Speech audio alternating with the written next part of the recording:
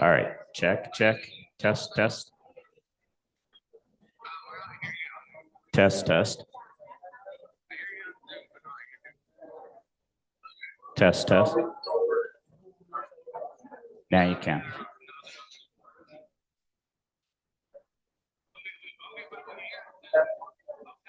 Two, three, four. Okay, so now do you hear me on YouTube? If I say Sonia, do you hear Sonia, Sonia, Sonia? On YouTube. Both are okay, perfect.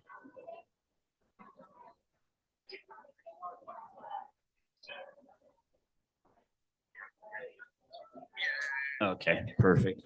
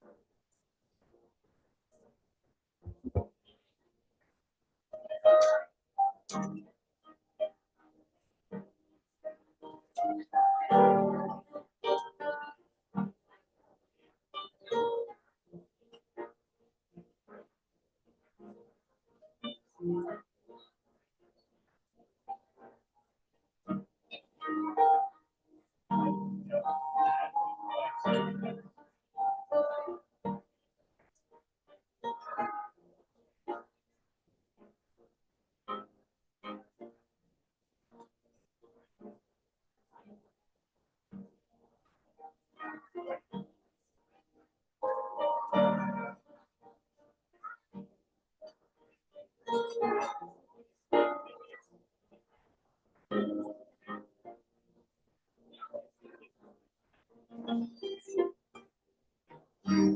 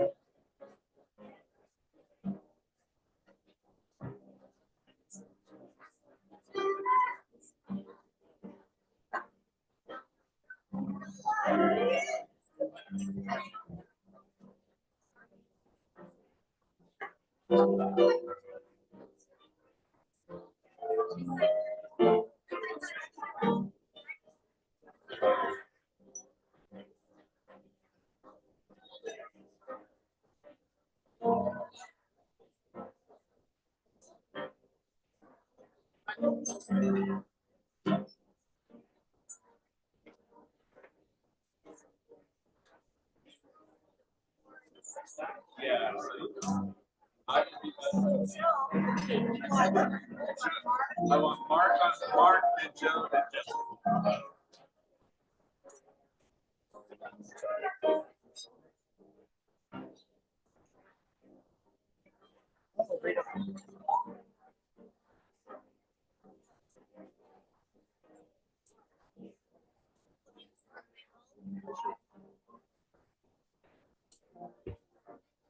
So we're on this side? Huh? We're on this side or this side? No, we're on this side. Oh, okay.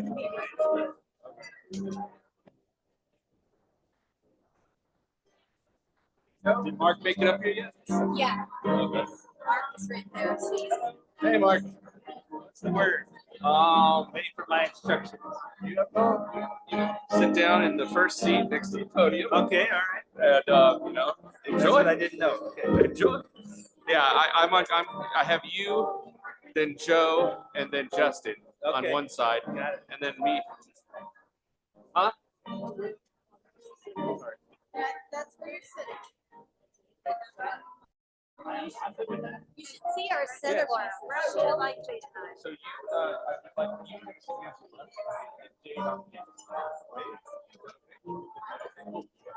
Hey, I'll see you.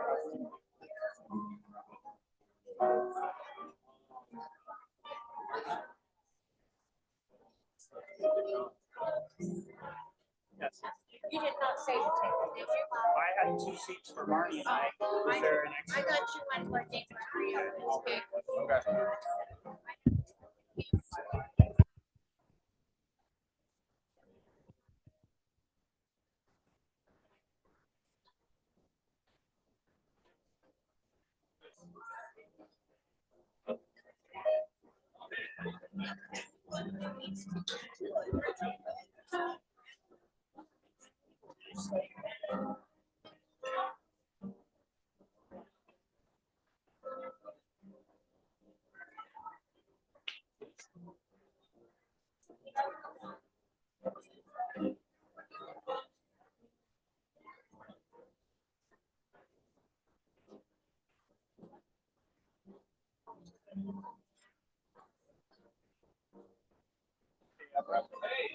Barbie wants to know when you want to start doing door prizes. After you start? After I start, That's yeah. what I said. She's like, well, Yeah.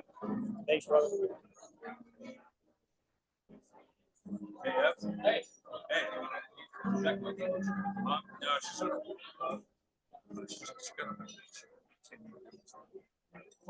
But yeah, she's right here. Is there a chair? Is there a table open that's somewhere over here? I don't know. Hey, try and find one. Hey, hey. What? Can you help? I need two. Can you have Ned help Ned find 2 seats that are kind of close to the podium? Yeah. Okay. This way. Hi, Angela.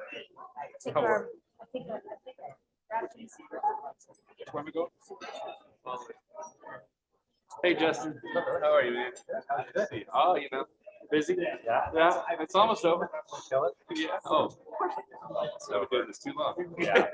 Right on. Yeah. I got a lot of work done. Did you? Oh my god. Did you make some sales? No, you know we have these 2 big contracts Yeah. that I'm working through, and it just takes so long. Yeah. Because it's like I'll get going, and then I'll get a sales call, and then I'll have to do a demo, and then I'll have to. Yeah. Hi. How are you guys? Yeah, I'm gonna wait for I'm waiting for Willie to get back here so he can turn the sound on. So. Okay. Okay. Yeah, so I just worked through a couple of those big contracts. Nice. The kid's not running around jumping all over me.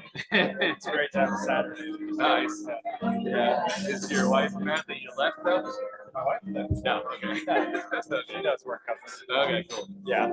I'm traveling a lot less this year. Oh, are you? Oh, that's Yeah, good. I did like 15 trips last year. Yeah. Yeah. Shannon said you were very busy last year. Yeah, so this is like one of my only, I think I'm only doing about 5 shows. Oh, nice. Okay. Yeah. It's too much. We're getting so big, and it's like every time I leave and come back, they're doing something new. And I'm like, God, something else. Yeah. So less of that. Plus, I hired my first sales guy. Oh, good. So I can send him out. Do you have a good sales guy? I think so. Okay. We'll see. All right. Well, that's good. Yeah, I stole him from a company out of there. That company also does a lot of sales. Yeah. And of the 80 deals they have, they did 70.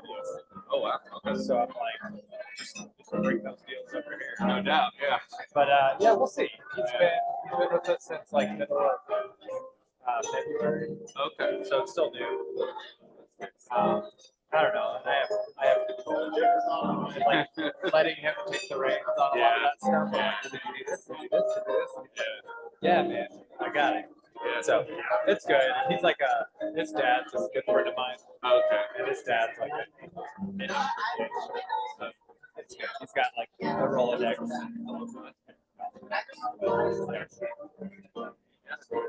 I saw you in your retreat. You have like 6 people now, right?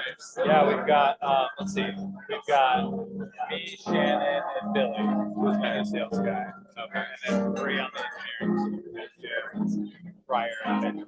Nice. So we're growing, but I don't think I'll hire any more humans on the next side. Okay. Just because engineering is like, yeah, I can overbuy you guys. Oh my gosh. Yeah. We have our engineering team at IRA is ridiculous how big it is.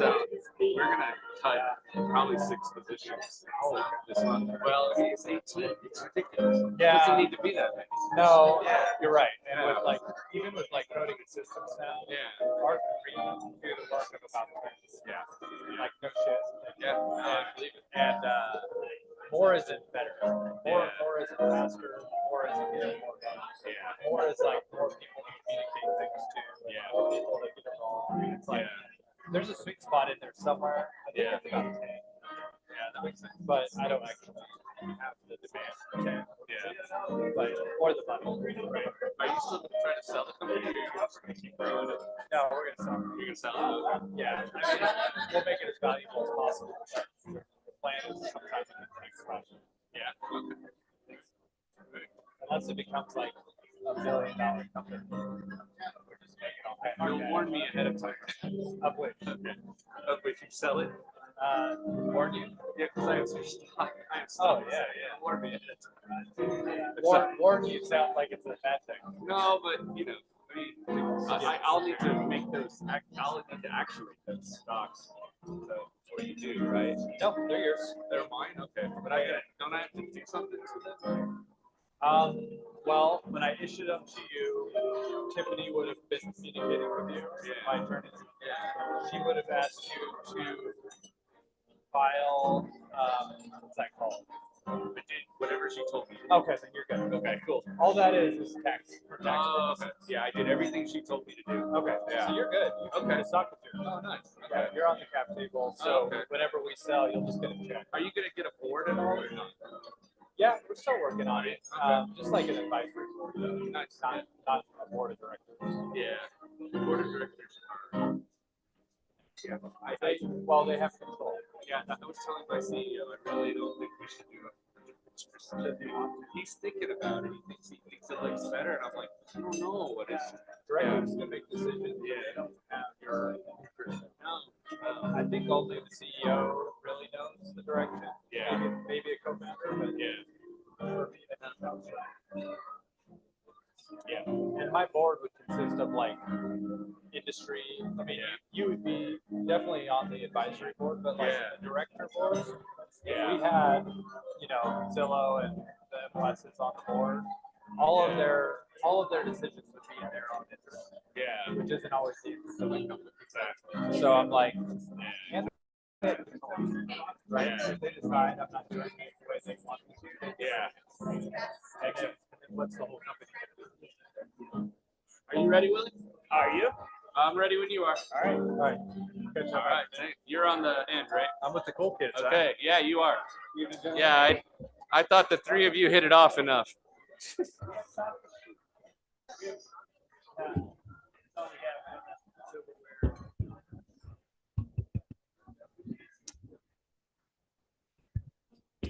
Test. Oh, okay. I will do that.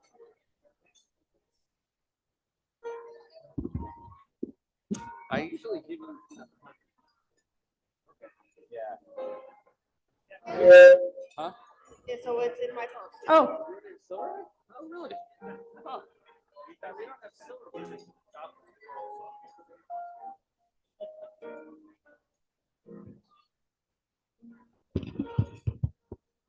Hi, the head table needs silverware and salads.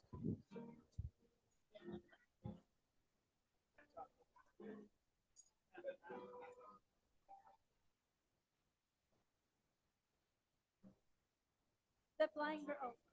Oh. The blind girl. Testing 1, 2, 3. The head table needs salads and silverware, please.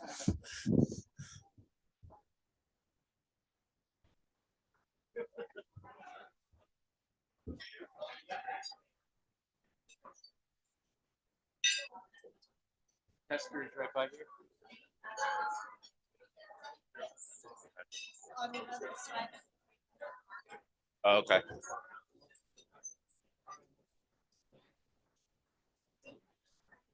Did anyone from the hotel staff see salad?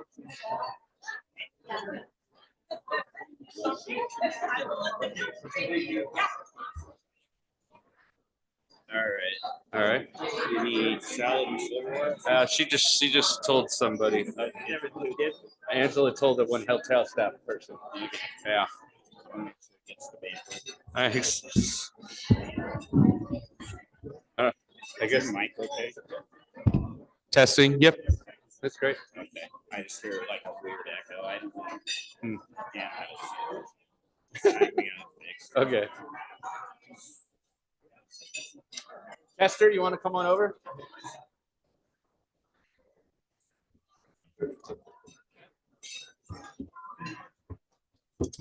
Right behind here, behind me here, and I'll announce you.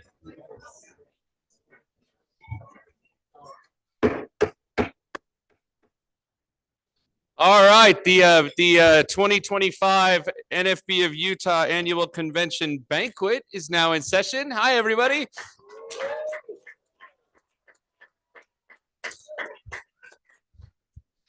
So we want to have an invocation for our banquet. Then we're going to have our door prize extraordinary people go ahead and give away a bunch of door prizes. We'll have our dinner, and if Ron wants to play a little bit as entertainment in between when he's eating, that would be awesome. We'll give President Riccobono time to eat his meal, and then we'll move on with our program. But so first, I definitely want to have an invocation. Kester Tapaha, we saw how awesome he did yesterday at showing us a song that came from the Navajo tribe. So I asked him if he would also give us an invocation tonight in his Navajo tribe honor. Kester? Kester? Yeah. Do you want the microphone? Do you want to pull it up there? Or do you want to come back here? Yeah, okay. Thank you. Thanks, Everett. Just an update. My mom ended up having gallstone, and they're still doing some tests, but I think she's clear of the pancreatic cancer. So thank you for all your prayers. I appreciate that.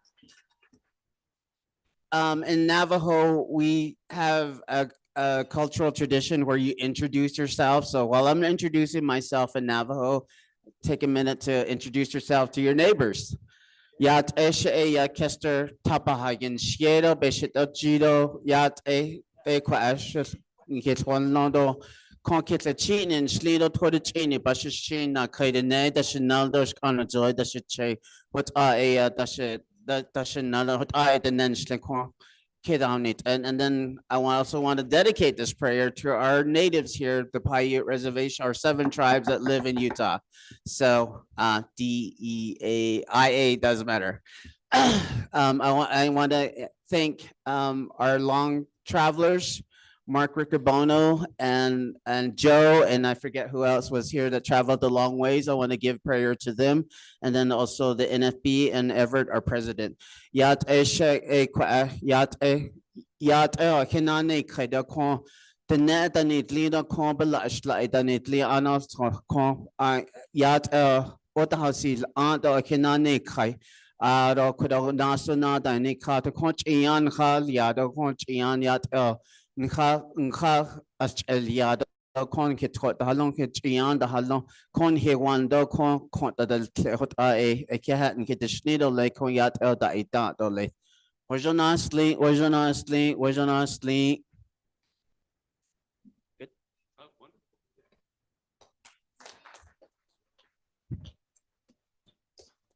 Awesome. Thank you, Kester. Thank you. Janice Spencer, do you want to make your way up here now?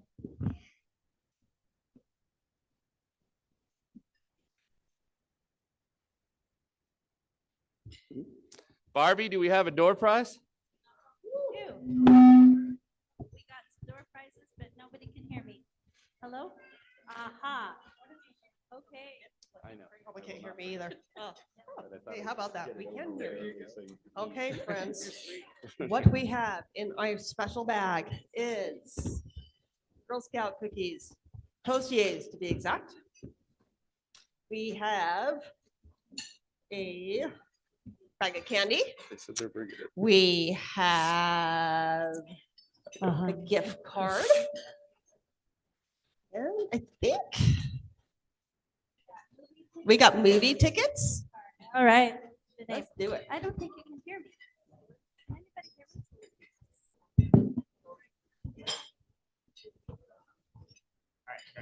All right. Can you hear me? No, They it's- cannot. Okay. I'm going to scream out as loud as I can.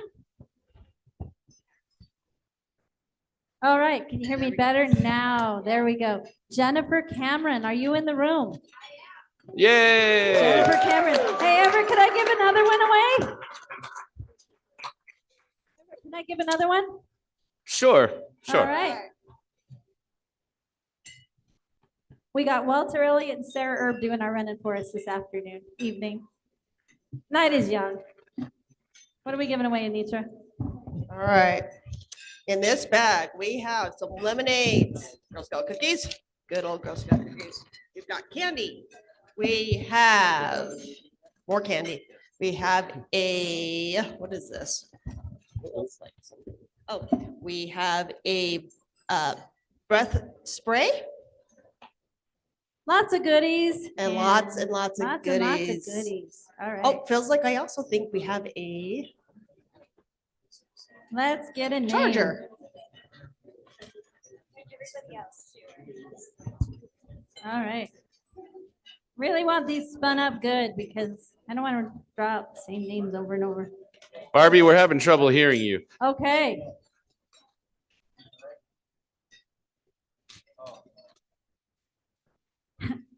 Macedonio Damien. Macedonia. There he is. Here's here in the room. Good. Wow.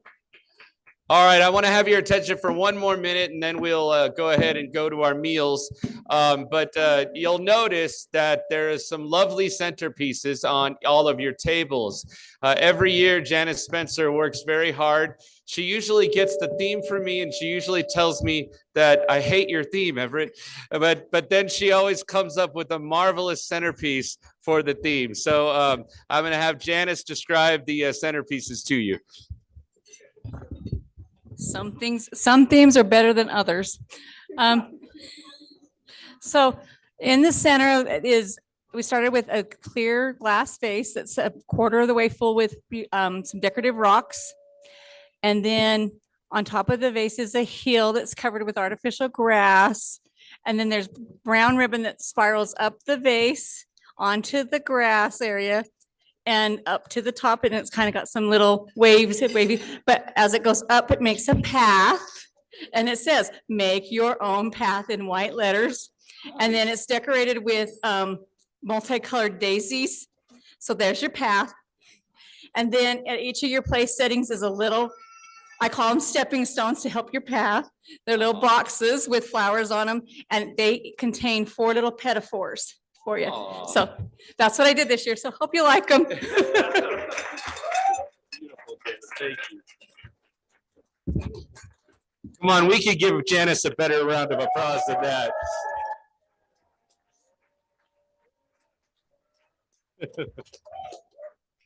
All right, well, thanks everybody. Go ahead and enjoy your meal, and we'll be back soon, okay?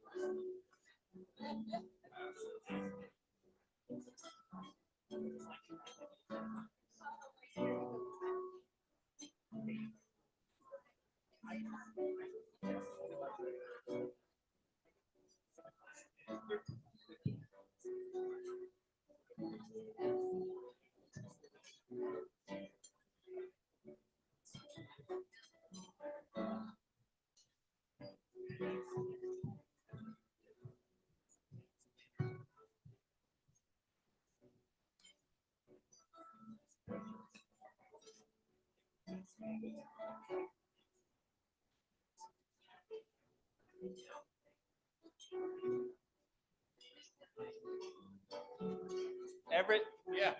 Joe said he'll give the speech, so I'm stepping out. Oh, okay. All right.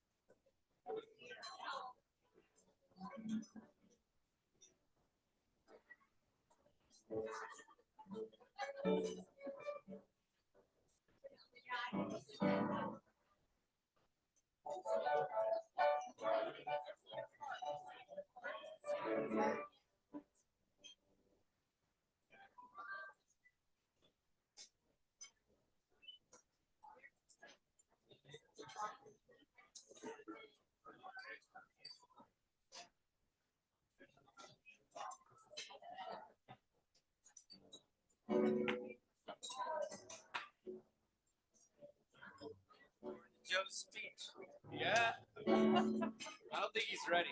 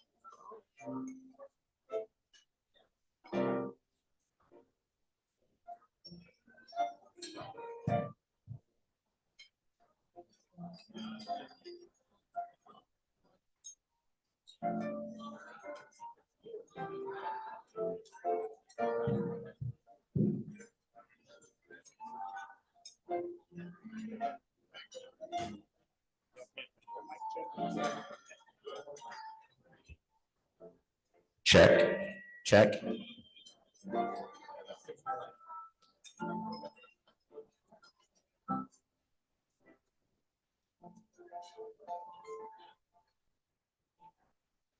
Check, check, check, check, check. 1, 2, 3, 3, 2, 1. Check. Did you get to eat, man? Willie? Yeah. Did you get to eat? I'm gonna do that in a sec. Check, check, check. 1, 2, 3, 3, 2, 1. All right. Okay. Thanks, buddy.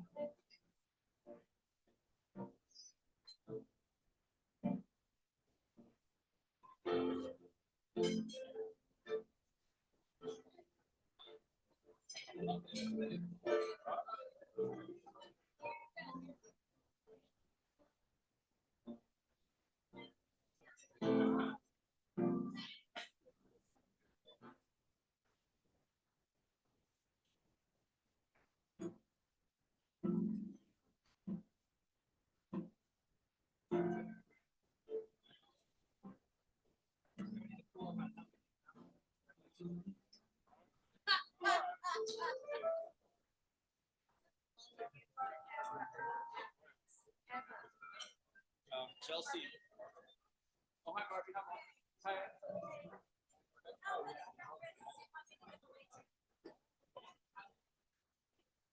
Bigger. Yeah, go for it. You tell me.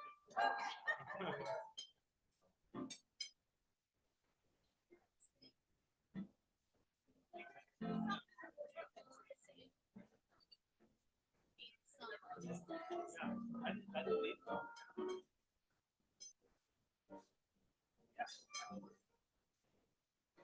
Oh, good.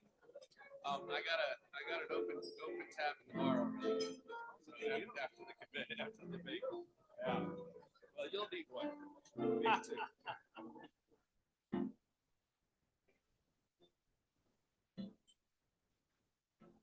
See what we can do with the crowd. I hope they're quiet. I'm gonna keep my NFB coin up there so you can bang the pony. There you go. If you do it right, you're not supposed to need to do that. No. When speaking.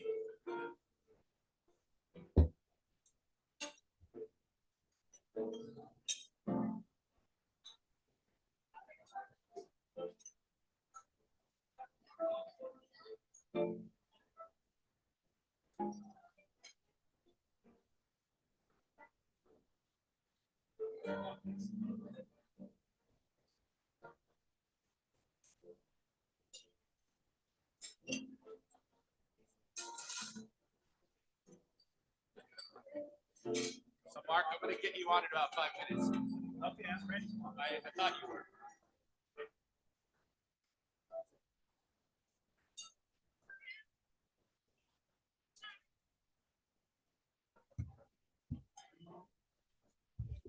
How's everybody enjoying dinner? How about Ron Roberts on the piano?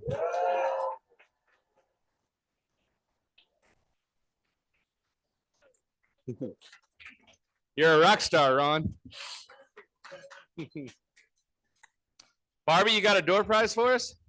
But I don't have them. Oh, there you go. Hey, there I You am. know, but I Anitra.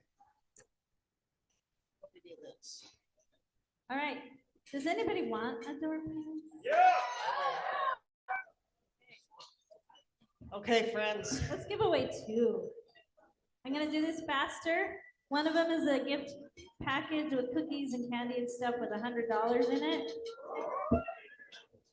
All right, I'm gonna spin it and then Anitra is gonna describe the next one. And we'll do it again. This name is, no. This is the same person. Hey, you got to just say it. Macedonia David. Oh, wow.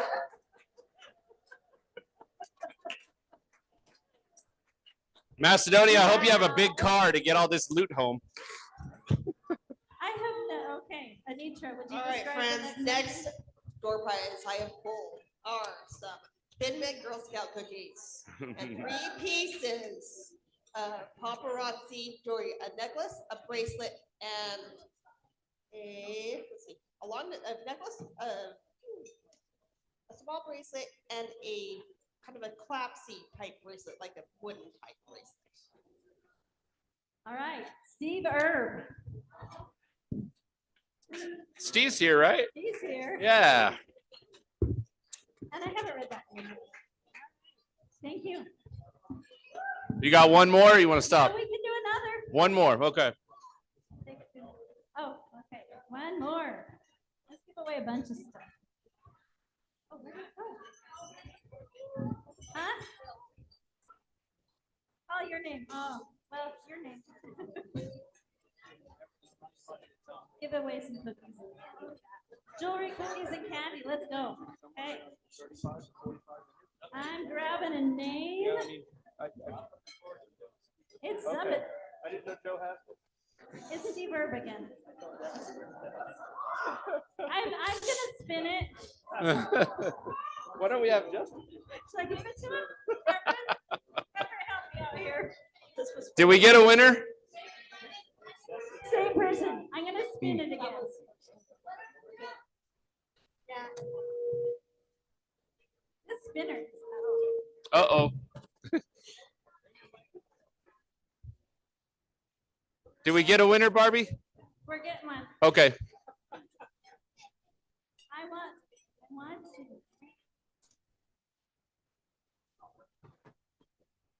Julie Beagley. Oh, I know Julie's here. Yay.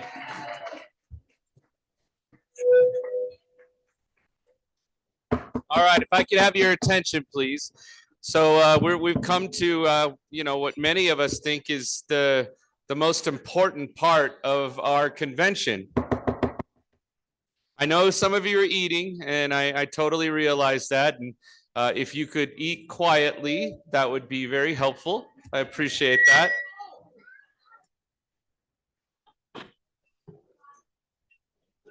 We're good, Willie? Okay.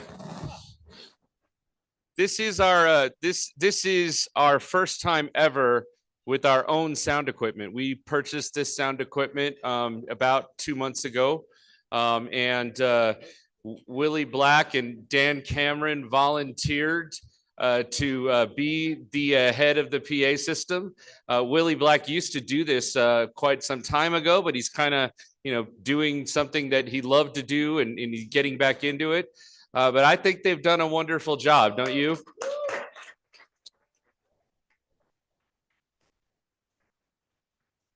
We will save the affiliate by buying this equipment one time. We will probably save the affiliate on average about $6,000 to $7,000 a year. So it's a very good thing, a very good investment. All right, so we've come to, the part of the convention that's the highlight for most of us, our keynote address, our banquet address. First, I'm going to announce the head table so you kind of know who's up here. I'm going to start on the right at the far end, but on the far end on the right is our wonderful sponsor, Justin Lundy of Lundy LLC and Finding Homes. It's not very often that sponsors stay with you to the banquet, and I really appreciate that Justin did that and gave up his time for us to be a part of our convention. Hey, Justin, you are always welcome here. And then next to Justin is our wonderful distinguished special guest, consultant, movie producer, O&M instructor, blind agency director. How many more titles can I put in front of him? Joe Strechay.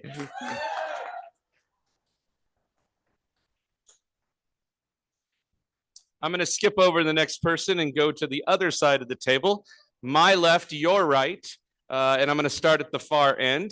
At the far end, we have husband, father, game extraordinaire, Jade Vincent.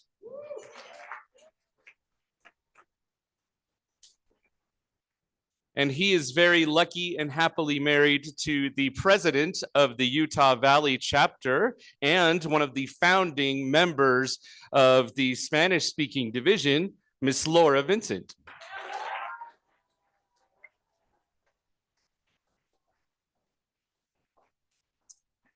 Next to Laura is a person that I wouldn't be the man I am today if it wasn't for her. I wouldn't be able to do all of the things that I get to do.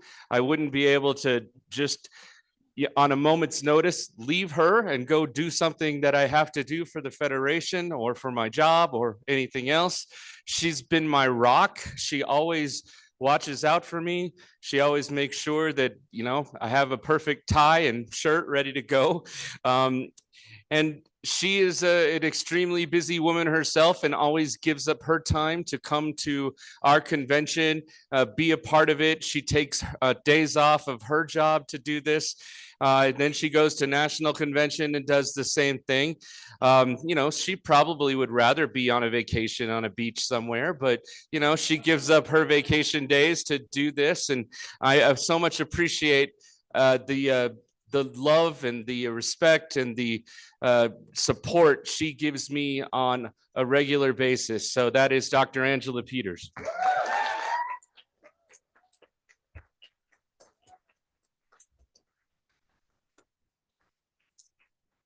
So now I will introduce my good friend and my president, a man that I came to know back when I first started in the Federation. I had joined the Federation in really 2004, late 2004, early 2005, after I'd moved to Utah. And I got involved in the Federation early. Ron Gardner knew about a fellows program. It was really an affiliate action, a retreat that would be happening in Baltimore. And he invited me to go to that affiliate action retreat. And there, the first time is where I met Mark Riccobono. I met him there. He was a director of the Jernigan Institute, working to do great things in education and programming for the National Federation of the Blind. The funny thing is we sat at a table together in the cafeteria, the dining hall, and we didn't know each other, but we happened to sit across from each other. We started talking. We both found out that we both are just absolute baseball fans. We love baseball. And even though we like football too, he's a Packers fan. I'm a Cowboys fan. We found a lot in common in the things that we dealt with.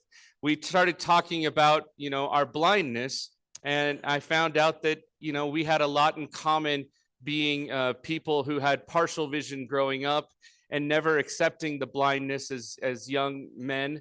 And not until we found the Federation did we find common ground, and we accepted the fact that we are blind and that we were proud to be blind.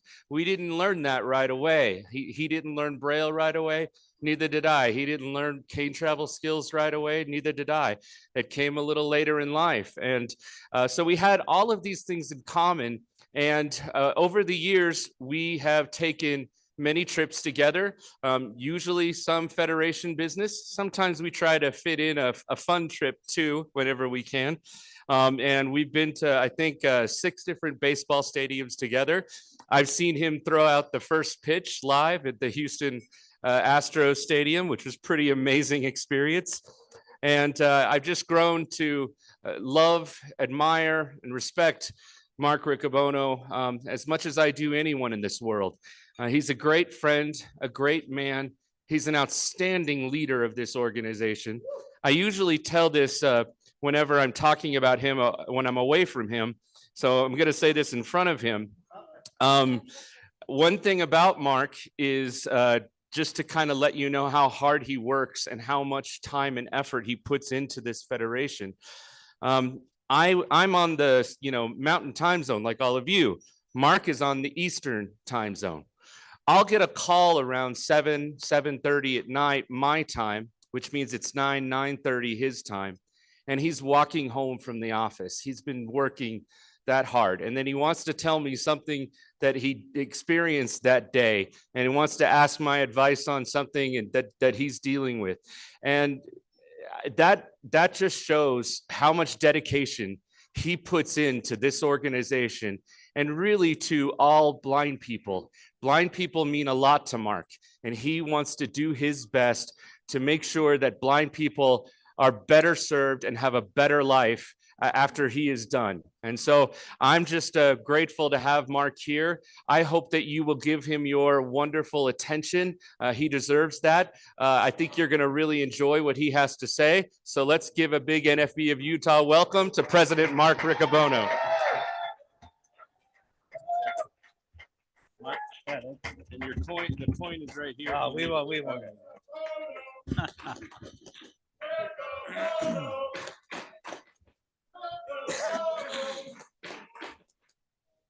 Well, thank you. Thank you for that warm greeting. To quote the cow to the farmer on the cold winter morning. Thank you for the warm hand. And thank you, Everett, for that gracious introduction. And I certainly echo the sentiments. Really honored to have you as our second vice president and as a good friend. So let's give a hand to our president here in Utah.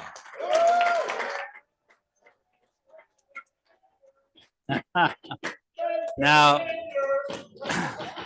let me also say that I do have the distinction of having served as an affiliate president, so I know what that role is like. But I also have the distinction of having served as the spouse of an affiliate president, and I know what that role is like. So Dr. Peters, thank you very much. Yeah, it's not always easy, you know. But thank you for being here. And I do also want to encourage you to send your appreciation to my family back in Baltimore. When you come across them, they do make it possible for me to go out on the road and spend time away. They put their own effort into the National Federation of the Blind, but they also make a lot of sacrifices so that we can do the work that we need to do. So my wife, Melissa, and my two youngest daughters will be at the National Convention, and I do encourage you to extend your thank you to them. Now, I'm going to apologize in advance just in case I have any tech issues this evening. I'm using a Mantis for the first time to give this presentation, so I'm still getting used to the Mantis. But tonight I want to talk to you about being part of a team and playing in the big leagues. Everett set this up quite nicely. In most team sports, oftentimes individuals have to make decisions to benefit the team rather than their own statistics. In baseball, for example, a sacrifice play by a batter may be the difference between a team winning and a team losing, although it's not very glamorous in the individual stats. Besides, no little kids, when they're in the backyard pretending to be in that clutch situation, practices a sacrifice bunt. It's always that clutch home run, right? But the sacrifice of an individual batter represents the best of what team sports are about. And the best players grow to be part of the team and to appreciate the power of a team, the talents of a team, and the value that comes from working within a team environment. This is my experience with the National Federation of the Blind. And I'd like to talk to you about my experience and my growing to be part of the Federation team. So I'll also talk to you about my experience with baseball because I have some experience with that. And relate it to a lot of the things that I have experienced in this organization. Now, I grew up as a blind person, but I didn't know I was a blind person. I was diagnosed as being legally blind at age 5. There was no experience with blindness in my family. I was diagnosed as having glaucoma and aniridia, so it was most certain that my vision was going to decline. But my parents didn't have any experience with blind people, and they're good, hardworking Midwesterners. They graduated from high school, but neither of them went to college. And so they relied on the professionals to set the expectations for what my life experience should be. And the fact is, the professionals that we encountered in Wisconsin at that time set the bar kind of low. So I grew up as an only child, and I was encouraged by my parents to go out and do the things that kids do. I rode bikes and rode skateboards and jumped out of windows. I don't think they encouraged me to jump out of windows, but for some reason we thought it was a good idea. Played with firecrackers, all of those things. And a lot of the times I didn't let my vision loss get in the way, but over time, the differences began to catch up with me. Now I walked to school. I went to a local elementary school that was about 6 blocks from my house on the south side of Milwaukee, Wisconsin. I walked to school starting in first grade, both ways uphill. And every day walked to school. And I played on those sidewalks in the summers and on the weekends, in the evenings. In third grade, I started using large print books, and that was the first time that I had an orientation and mobility evaluation. And the professional came and walked me around the neighborhood. They said, "Well, you're doing pretty good. I guess you don't need us." I knew where all the cracks were in the sidewalks, and because I played on them every day. I wasn't tested. It didn't challenge me at all. Now it got harder and harder to read. And in fourth grade, this is back in the day, so a lot of you will have to look this up, but we used to get worksheets that were reproduced on a mimeograph machine. Yeah, you can look it up on Wikipedia later, but nobody could read the mimeograph, including the sighted kids. But so my teacher of blind students, that's not what we called her, she was a vision teacher. She would come by and she would read me the worksheets so I could fill them out. She was kind of a high-priced reader. That was the kind of services I got. When I got to 5th grade, I couldn't read the large print books anymore, and I didn't know what to do. I noticed that I had been given a monocular, and so I started reading my large print books with a monocular. Now, a monocular is generally meant for distance viewing, but no one ever said to me, "You can do better than this."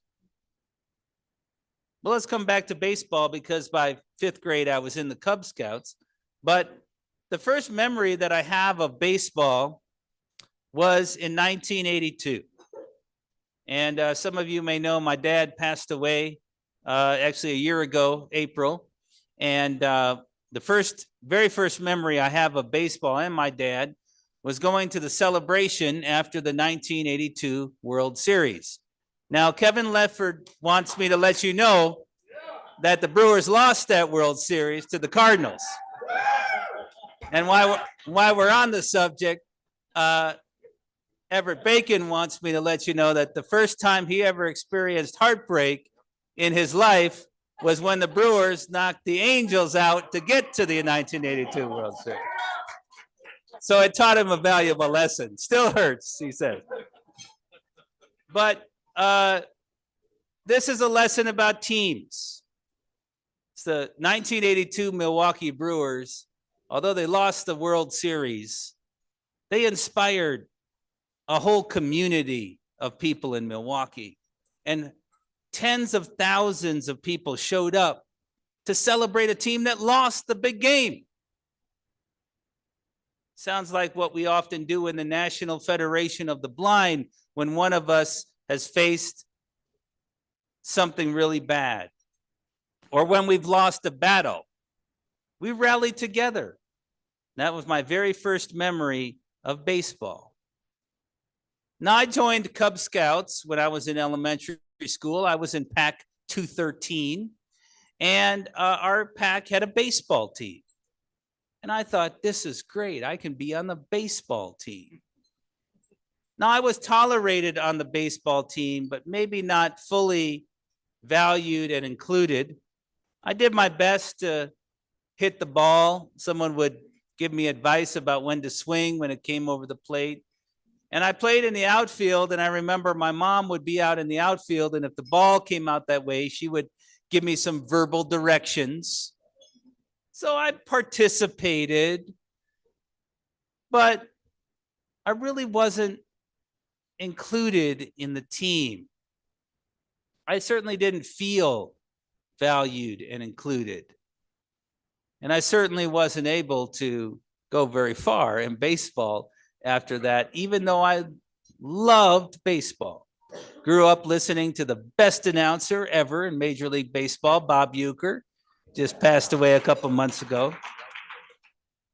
But that lesson of being on that team was one of the things that taught me to work really hard. I just learned that, you know, if you can't see so well, you just got to work really hard and you can persevere. Baseball was always the sport I was most interested in, but, you know, you get into other sports in elementary school. In sixth grade, we had a number of football drills. And in sixth grade, you also get more interested in things like girls. And so in sixth grade, we were supposed to, in gym class, run a U-shaped pattern, and at the peak of the U, catch the football that was being thrown to us. Now, I knew how to run, and I know what a U looked like, and I would run and throw my hands up because I wanted to impress the girls, even though I knew I had no chance of catching that football. And a lot of times it would come back to being blind. The kids were making fun of me, and I can kind of understand it. I'm sure I looked ridiculous. And so my gym teacher, really good, well-intentioned guy, sat me down and said, look, I know you're upset, but someday you'll be able to get contact lenses and everything will be okay. These are the messages that I got subtly, time after time after time. I went to a very, very, very rough middle school in Milwaukee, Wisconsin. And so that's where I really learned to sit in the back of the class and pass. I learned to pass. I learned to fake it. But there was always a place I was happy and comfortable, and that was listening to baseball. Because I got to absorb every detail of the game on the radio, where vision didn't matter. And I was fortunate to grow up listening to Bob Uecker, who could paint a great picture and also help me develop a really good sense of humor. And probably tell some good stories too. I learned to fake it. And in learning to fake it, I hung out in the back of the room where, well, not the sharpest kids in my class hung out. No offense to the folks in the back of the room. I didn't know any blind people. And when it came to the end of 8th grade, you could pick what high school you wanted to go to. And all the high schools in Milwaukee had a specialization. And I thought, I'm going to go to the School of Broadcast because I want to be like Bob Uecker. You know, this is really cool. Back in the day, well, first of all, I couldn't play with the Boy Scouts baseball, so I used to play on the Atari 2600. And man, baseball on the Atari 2600, if you knew the right move, you could hit a home run every single time. But later, I got Nintendo, and I would play bases loaded, and I would get very, very close to the screen. But I would record a game on my with using the VCR, and then I would overdub play-by-play that I would call. I know it's luckily all those tapes are destroyed, but I thought, okay, I'm gonna go to the School of Broadcast. Yeah, this is great. But then I saw the presentation about the School of Business, and they showed high school students running their own business, bossing their own thing, and being entrepreneurs. And I said, yes, that is for me. I forgot about broadcasting pretty quickly. Turned out the School of Business is where there was a resource room for blind students. It was the first time I ever knew that there was another person who couldn't see so well. There was an opportunity to cultivate hope. In fact, the teacher in that resource room was a kind of blind person. He had RP. But we didn't really know he was blind because he read Braille, but he read it with his eyes. And I never saw the guy use a long white cane until I was a senior.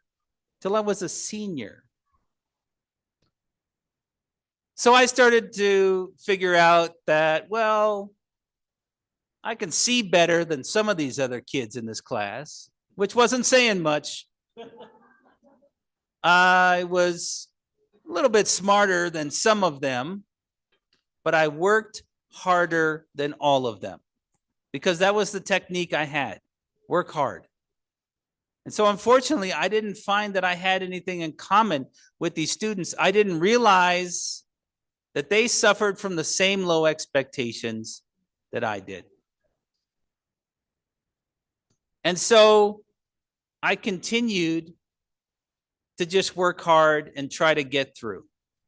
Now, I think I said that I'm an only child. And so I grew up with lots of friends, but I also had no trouble doing things on my own.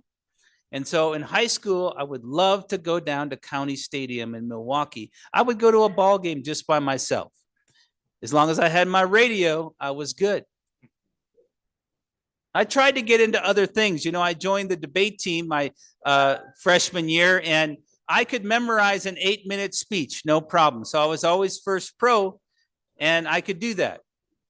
My first year, I got paired up. My debate partner was a guy from the football team. I think he was there because they told him he had to do some other extracurricular. So we were quite a pair because once I gave my 8-minute speech, I couldn't do anything. I couldn't read notes, couldn't take my own notes. And this guy, well, he was on the football team, so he got hit a lot. But my second year, I went back to debate the second year, and I had more things going on. And so the debate coach came to me and said, "Now, have you memorized your speech yet?" I said, "No, I haven't gotten that done yet, but I'm going to do it." He said, "Well, I guess you can't be on the team then." And I convinced myself, said, "You know what? I don't want to be on the stupid debate team anyway." I did go down. I don't know how I did this. I'm 15 years old. I had a paper route back in the days, so I already had work experience, you know, entrepreneurship. I went down to County Stadium and I talked them into hiring me to be an usher. Woo! Usher at a big league ballpark, 15 years old. I have no idea how I did it, but I didn't have a cane or anything.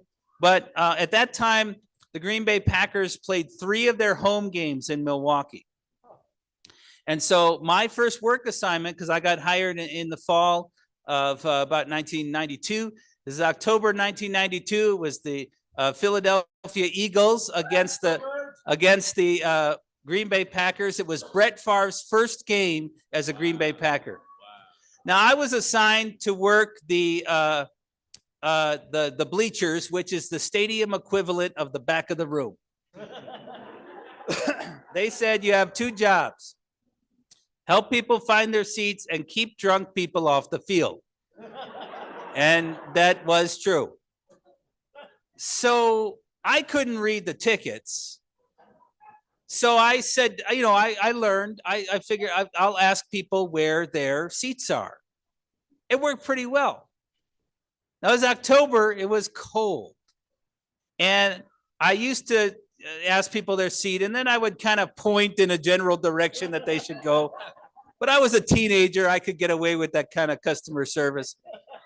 And so someone was looking for their seat, and I turned around to my right to point where they should go. I was standing in the tunnel, where people come up to get in the seats, and coming up behind me was a father and his son. They were carrying a tray of hot chocolate. All right, so you already know how that story ended. So, but here's the thing. I decided, you know what? That job is below me. I should have a better job than that lousy job. I convinced myself that wasn't for me. But of all the places for teenage Mark Riccobono, that was home. That was as close to home as you could get. But I convinced myself that it wasn't a place I wanted to be, because I would have had to admit that I didn't know what to do about being blind. Now, when I got to be a senior in high school, there was a little controversy about Braille. And the teacher that I had who had RP, he was against the idea that blind people wanted to require that teachers should show competency in Braille. I liked the teacher very much, especially because he let me sneak out at lunch sometimes and things like that. And so I happened to be in the room when he was being interviewed by a local television show, and they turned to me unexpectedly and said, "Do you think this guy could teach you Braille?" And of course, I'm a teenager. I said, "I have no idea." But the next day, he came to me and said, "We can teach you Braille if you want to learn it." Now, keep in mind, I was a senior in high school. I was in the entrepreneurship track. So in the afternoons, I was running my own small business, selling sports cards. I had 2 study halls. I couldn't think of one reason why I want to learn Braille. They didn't give me any reason. So I said, no, thank you. Why was that left to me? Fortunately, I was encouraged to go to the University of Wisconsin. And although I didn't have the skills to be ready to go there, I worked as hard as I could. I studied all of the time. I went to the university with a laptop that was given to me by vocational rehabilitation. It was a 25-pound laptop. 20 pounds of it was battery. It was running DOS with no accessibility. I had a handheld magnifier that I stuck up to the screen. I had a CCTV. No one ever told me there was a better way to do it, and I was able to fight my way through my freshman year. Once in a while, I'd get kind of brave, though, and I had gotten oriented to the university by an O&M instructor, and so I knew my routes, and I didn't use a cane. I was given a fold-up white cane for graduating high school. I used it during the summer orientation because I did have a gut instinct that it was bad to fall down steps in front of co-eds.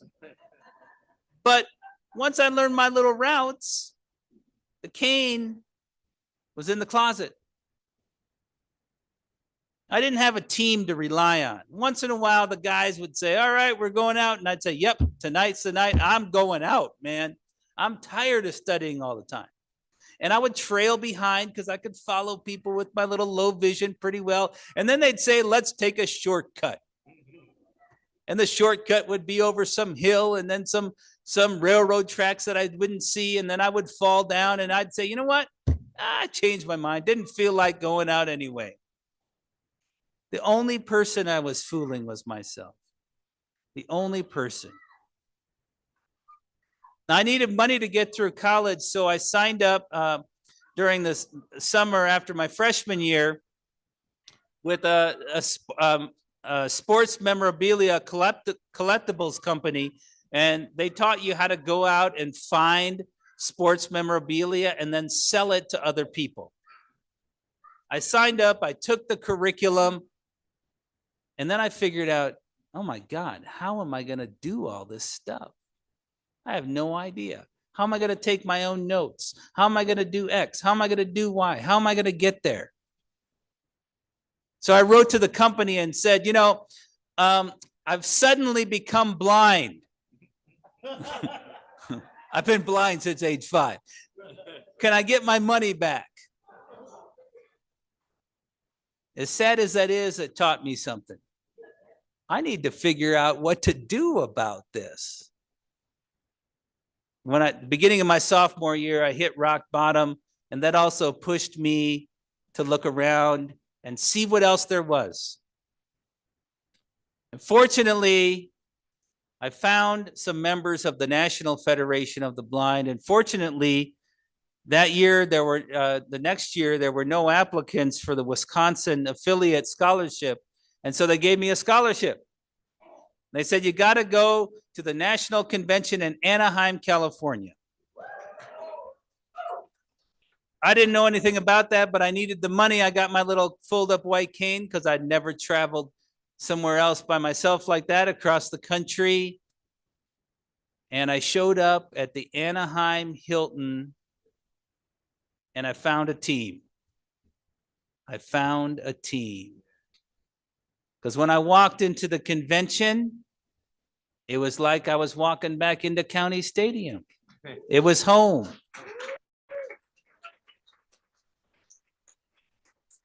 It was immediately clear that things were very different. And everywhere I turned, I had to rely on blind people. They didn't know me, but every person I met said, you can do better than this, and we'll show you how. I went up to the president of the student division after the student division meeting. I said, hi, I'm Mark Riccobona from Wisconsin. He said, Wisconsin? We need to organize students there. And I said, I've been looking for you, man. I need to find blind students for a purely selfish reason. I need to know what to do. The president of the student division said, we should go to lunch. I said, okay, lunch, I'm for that. So we went to lunch. And, I just showed up at this convention. We went to lunch. We had nice lunch at Carl Jr.'s, and he says, we're going to be late getting back for the general session. We need to run. I'm thinking, I don't need to really get to anything, but we need to run. So here we are, it's California, it's hot, we're wearing suits, we're running down this boulevard, no sidewalks. I've never asked him if that was a test or, but I thought, man, I need what these guys have. I need what these guys have. And that led to a lot of hard work, because understanding the philosophy of the National Federation of the Blind, it's not enough just to show up to our field. You got to learn the techniques that we use and how we think about it. And you have to recognize and trust leaning on the team that we have here. Now, some of you right here tonight may be struggling with that still. Can I really believe what these folks are saying about blindness? I see that it's possible for them, but is it really possible for me? Many of you who are parents may be wondering, yeah, but can my kid do that? I'm here to tell you that there are 3 keys to success that all relate to the National Federation of the Blind, and they all come together because you've chosen to be in this space. The first is the Federation space. This is our stadium, and this space that we create together is normal. The rest of the world out there is not normal, but this, the way we think about blindness and blind people, this is normal. And you need to make the Federation space yours. The second key element are those tools of personal success. We all need to work on our own attitudes and understanding of blindness and also the techniques that blind people use to be successful. And this is the best place for us to do that. Because, first of all, the federation space will allow you to fail. And a lot of other spaces won't allow blind people to fail. This is the best space to learn those techniques and to have people to push you to be better. And the third element is that you can get all of the benefits of being on this team. But the greatest secret is you have the opportunity to contribute to the team. And here's the secret that no one told me. The most growth you'll have, the most learning you'll have is when you start contributing to this team of blind people that we have right here. And that starts by choosing to join the National Federation of the Blind. And then you need to start putting it to the test. And that's what I started doing when I first joined the Federation. And I don't have time to tell you all of the stories, but when I got to the end of my time at the University of Wisconsin, I thought I had it all figured out. I had a job lined up. And some of my friends said, you know, you need to go to training camp. I said, what? You need to go to a training center to really learn these skills. I said, man, I got a free summer before I start the real world. Why would I want to do that? They told me why I'd want to, so I went to the Colorado Center for the Blind. And even the best players need to go to training camp, right? And in the Colorado Center for the Blind, I not only learned the skills and confidence, I learned that this journey is a lifelong journey. Because out in the real world, you will constantly face the low expectations that society has for us. And unless you have an environment and believe in yourself and set it up to have friends who are going to remind you that this right here is normal, it's easy to fall into the trap of those low expectations. So I was grateful to be able to get training from the National Federation of the Blind. Now, I started out my work career working for Sears. Woo! Big deal 25 years ago. I was in their National Executive Trainee Program. I was on the fast track to retail management. I was bored, man. But I happened to be working for the Federation team as a volunteer, and I was serving as affiliate president in Wisconsin, and I was doing advocacy work. All of the ideas that I took were from other people in the Federation. And in Wisconsin, we were working on improving the education of blind children. And all I knew about the education of blind children was what not to do, because that was my experience. So I put a bunch of ideas into the education system, and the state superintendent of public instruction came to me. I was just short of my 24th birthday, and he said, we want you to direct this state agency because you have all the new ideas, and we're tired of the old ideas. The only reason I had the guts to do that, besides the fact that I was probably very naive, was that I had a team. I had a whole team of people in the National Federation of the Blind that I could rely on. I learned that I didn't have to know everything about blindness, because the things I didn't know, I could call on people who did know. And so I got very interested in working on the education of blind children. And I took a state agency that had been at the very bottom in the state of Wisconsin. And after 3.5 years, we had a positive audit from the state legislature with no exceptions. We completely turned it around in 3.5 years because we brought in the philosophy of the National Federation of the Blind. After 3.5 years, I needed to do something else. I went to my mentor, Mark Maurer, who was president of the National Federation of the Blind. I said, I need some idea about where to go because things are getting really hard in the state agency. I'll spare you all the story. Mark Maurer said to me, well, what do you want to do? What do I want to do? I've always been doing the things that I think you're supposed to do. What do I want to do? I want to work for blind people. That's what I want to do. Well, that led to a bunch more questions, became an interview. And he agreed to hire me in the fall of 2003, right before we opened our Research and Training Institute. My wife, Melissa, who's blind, we moved to Baltimore, and we were only a little more than a year into our marriage. And I showed up in Baltimore without an idea of exactly what I was going to be doing. I said to the president of the federation, what am I supposed to do? He said, you heard that we're going to have science programs next year for blind people. I said, yeah, it's a great idea. He said, I want you to go put those programs together. Now, he had promised the national convention earlier in the summer that we were going to have a science program in 2004. So he promised a bunch of people we were going to do it. So I said, okay, great. What's the plan for these programs? He said, I don't know. That's why we have you. So you promised a bunch of people we're going to have a program and we don't even have a plan.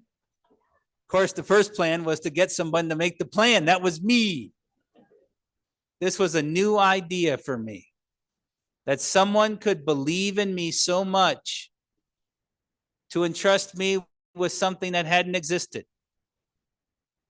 And I was blessed to be able to work with Dr. Betsy Zaborowski, who was our first executive director of our Research and Training Institute. Tough lady, tough lady. And time after time, in working for blind people, I would be challenged to try to put things together that I didn't know how to do. But blind people believed in it. And blind people on my team believed in me. And so although I didn't always believe it, I knew that someone else on the team believed it. And so I grew into having the trust that we have in the National Federation of the Blind for each other. And after a while, Melissa and I started a family. I was working hard on behalf of the Federation at the time. After a while, I don't know how it seemed to happen out of nowhere, but we had 3 kids all of a sudden. We bought a house. We're living the dream. And you might say, well, maybe you don't need that team anymore. Maybe you can start doing it yourself.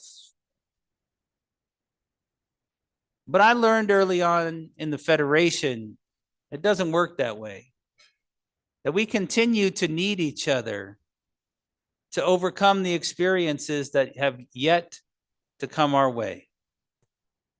And I learned that no matter how successful I was, the Federation pushed me a little harder.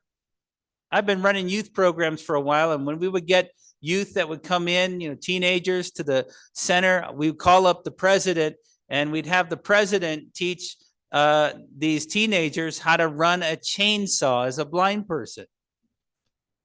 Now, my job was to call the president and get him scheduled to run the chainsaw. And one day he said, well, sometime we're going to have to teach some other people how to teach the chainsaw. I said, well, that's a good idea. The next time I called up and said, yeah, we're going to need you to run the chainsaw, he said, I thought we were going to teach other people how to do it. Do you want to be in the class? Well, I'm not a chump. I can't say no. Sure, I'll learn how to teach the chainsaw. Now, I had used the chainsaw as a blind person. I believe that, no problem. But wait a minute, I'm going to be responsible for someone else using the chainsaw? No. I took the class. Next time we had a group in, Mark Maurer said, so you're going to teach the class? He said, now don't worry, I'll be there to help.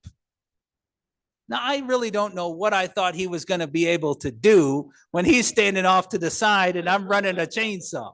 But it was a little bit of a comfort that he was going to be there. I remember we had a young lady from Texas. Showed her the chainsaw. We spent a lot of time on it. I wasn't in a hurry to start up the chainsaw, but we spent a lot of time. Finally, it was time to start up the chainsaw. We start up the chainsaw, and she cuts a piece of wood. We turn off the chainsaw, and I like, whoo, that first one's over. Thank God. You know what Mark Maurer did? He said, well, looks like this is under control. I'm going home.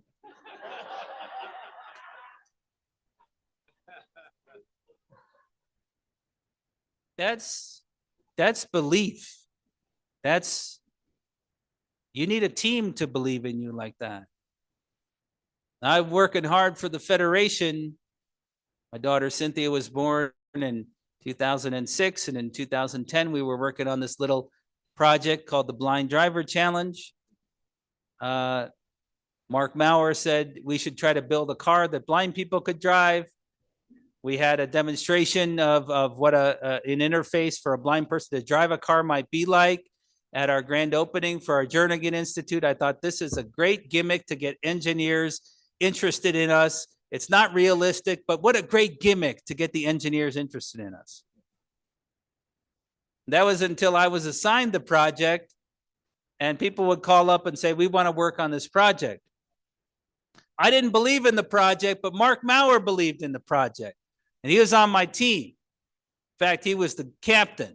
He had the ball. And so I had his back. So Virginia Tech called up and said, well, we're interested in this idea of building a car that a blind person could drive. Could you come talk to us about it? I went down to Blacksburg, Virginia. It's in the middle of nowhere, and it takes hours to get there. And they say, we build cars that drive themselves. We can put you in the back seat, push a button, and declare victory on this. I got up. I have no idea where this came from. And I said, no way. We want to be able to turn the wheel. We want to be able to drive the car, and we want to be able to crash the car. They said, you want to crash the car? I said, well, we don't want to crash the car, but if there's not a possibility of crashing the car, who cares? Blind people are always protected from failing. We want this to be real. They said, oh, that's a little harder than we were expecting. Can we start with a small project? I said, sure. So we started with this project, and we had a little red dune buggy, and we took it to our youth program in 2009. I wasn't a believer in this, but we took it to our youth program, and we set up this engineering program. We had some great folks from Utah who helped with that. And it's part of our youth slam. And we gave these kids at the end of the week, they were studying engineering, this opportunity to drive the first blind drivable vehicle. It's in our library now. And you know what, these little blind kids, they're like, man, we need to work on this now. We need to put more energy into this. I can't believe why aren't we working harder on this? They were on my team. And I thought, shoot. I gave up on this idea years ago. I convinced myself I was never going to drive. And I let that color my perception to think that no blind person will ever drive. So I got put in charge of the project to steer the engineers the right way to build a blind drivable car. But in the midst of that, my daughter Oriana was born May 2010. She's going to be 15 in a couple weeks. Scary thought. And you're there in the hospital, and I went to, where they poke and prod them at the beginning. And they said, on Monday, I want you to go to a pediatric ophthalmologist because Oriana's eyes don't respond as expected. And my heart sank. Not because of blindness, but I had an instant flashback to all the miserable experiences I had faking it as a blind person. And I've been working on the education of blind children for a decade.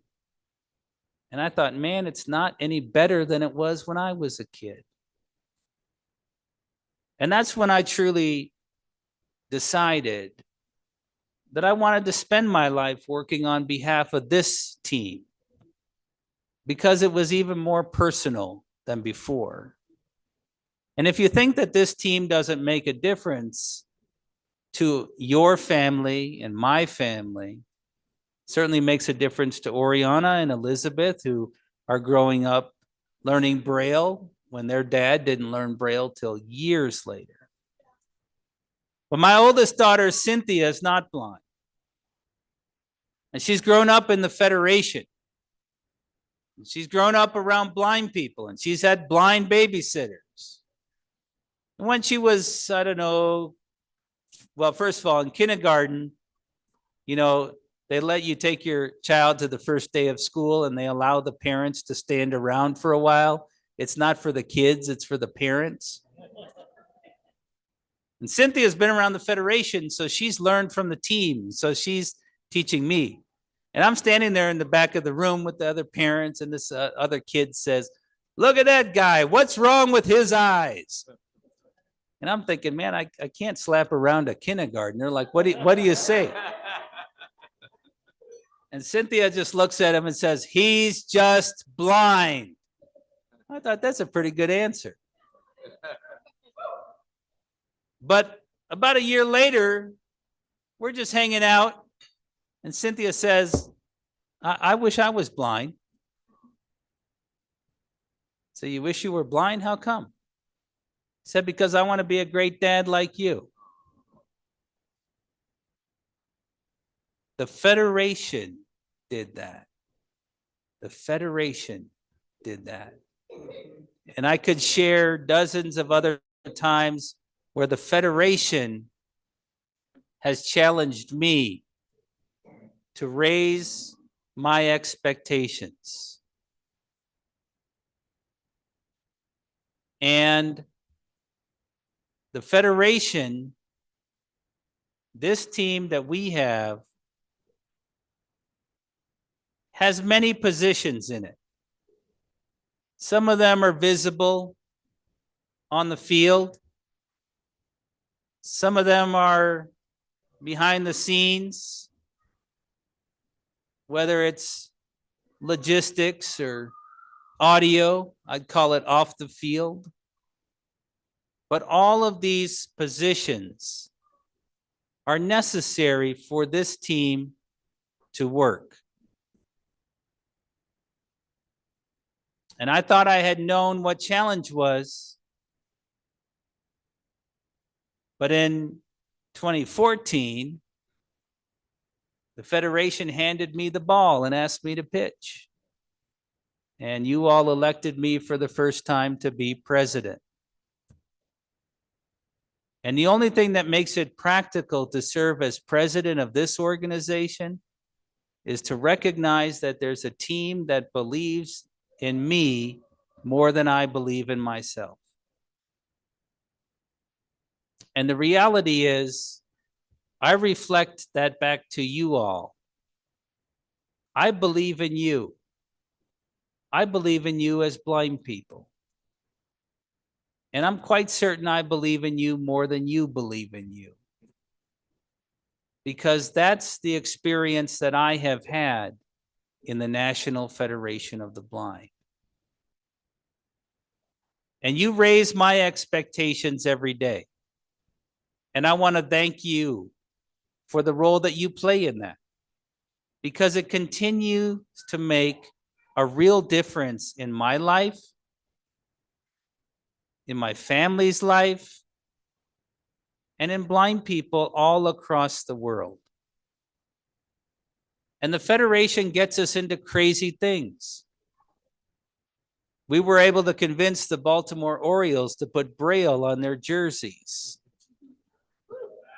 Yeah, first time professional sports team in the United States did this. And because I was serving as president of the Federation, the team came and said, well, we've worked it out for you to throw out the first pitch. Yeah, now, this is a dream come true, remember, for a guy that loved hanging out at County Stadium. But wait a minute, this is not Mark Riccobono throwing out the first pitch. I'm representing the members of the National Federation of the Blind. And the last thing, the very, very, very last thing I want to do is let this team down. And there's a reality to it. You know, if the President of the United States goes out and throws a really bad first pitch, they say, oh, yeah, but he's the President of the United States. He's not a pitcher. So they don't expect that person to throw a good first pitch. But if a blind person walks out, they definitely don't expect them to throw a first pitch. And in fact, it'll become a joke. So I knew that if I was going to throw the first pitch on behalf of the National Federation of the Blind, it had to be a good pitch. And you only get one throw. There's no do-overs. So I did what the Federation taught me to do. I trained, I practiced, I worked out some techniques, and I went out. There was only 10,000 people in the stands because the Orioles weren't that good. But I had a technique worked out. I told the catcher, you know, you just hit the glove and I'll hear where to throw. Turns out with even 10,000 people, it's pretty hard to hear a catcher hitting the. But I did throw a strike on the outside corner, and it ended up being a great moment for blind people.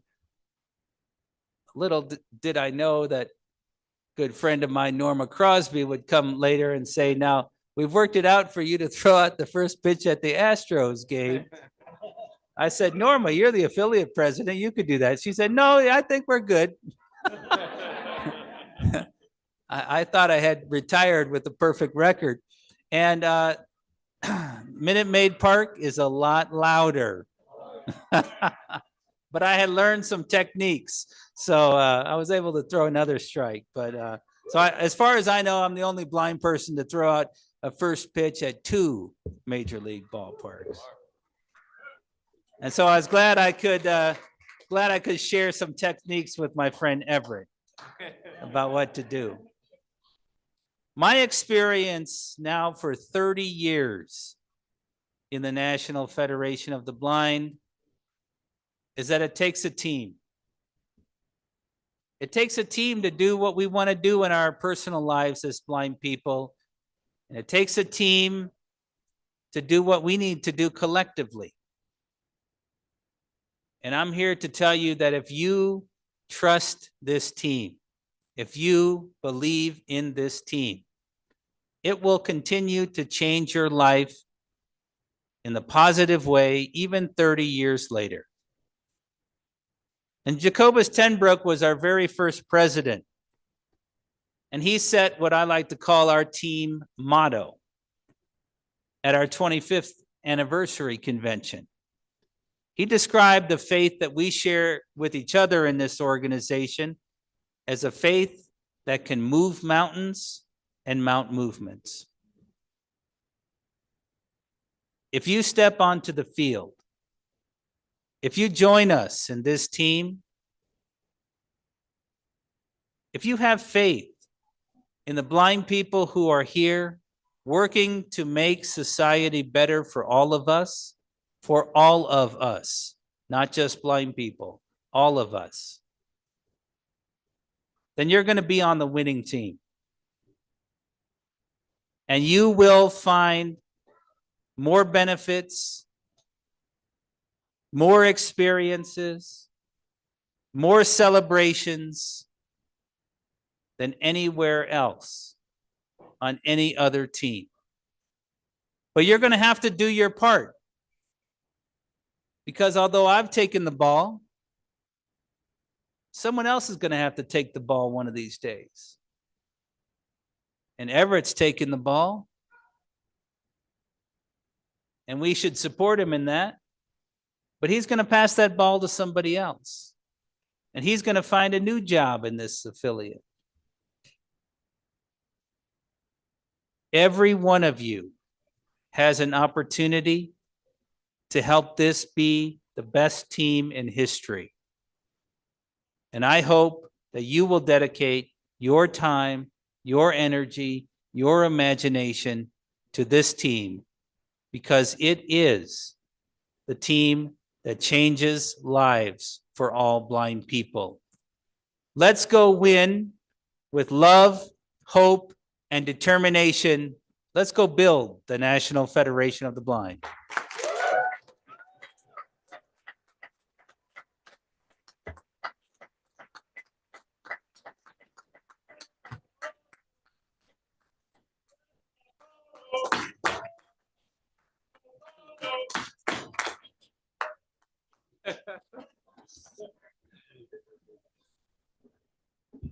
Was that not outstanding?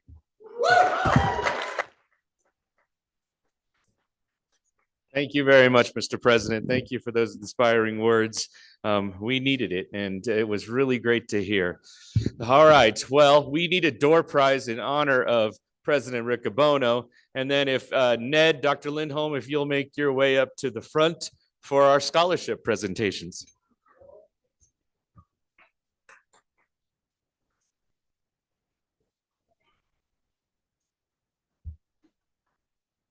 Joe, your speech was better, right?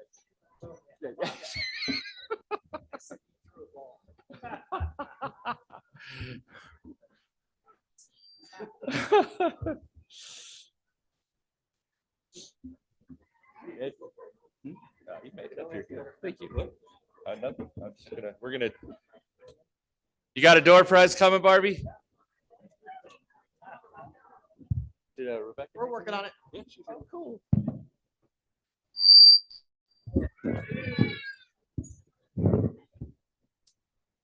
Was that feedback in your ear? Was that from your? No. Oh, yeah. I heard your thing go off though. Yeah, but I think it was just the sounds, not yours, not your. Yeah. I don't know.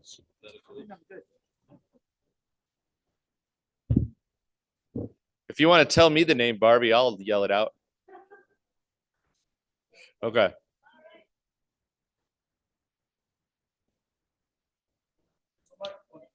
They will. Don't worry, Ron. Yes, you did. Whatever. Okay, friends, we have Girl Scout cookies, Adventurefuls to be exact. We have mints, we have candy. Emma Price. All right. Yay. All right. I know there are some nervous students out there that really want to know what they're going to get as scholarships. So I will pass the microphone over to Dr. Lindholm, our scholarship chairperson.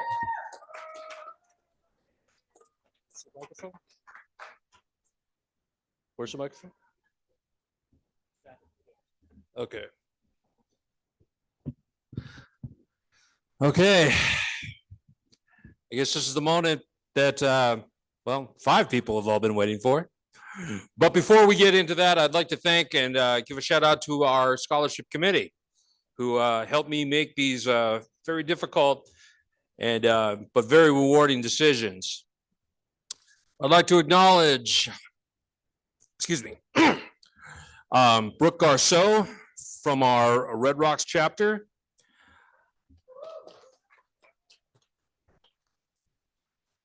Rebecca Jakeman from our Utah Valley chapter.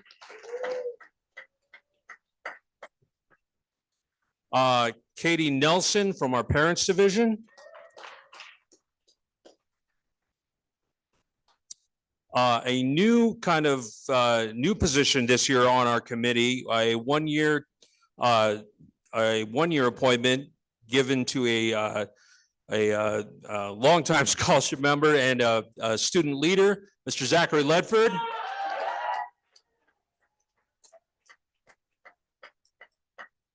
And of course, the newly minted Master of Social Work, Mr. David Carrillo. Along with myself, we make up our scholarship committee. And this year we had 5 wonderful, very talented candidates. I'd like to announce their awards now. So I guess following the theme of President Riccobono's team analogy, you could call this our draft picks. So let's start out with our rookies. Our 2 newest members, for which we are awarding $700 for an introductory scholarship. I'd like to introduce first Mr. Ken Jones. Please come up here to the front. The second one goes out to Mr. Connor Green.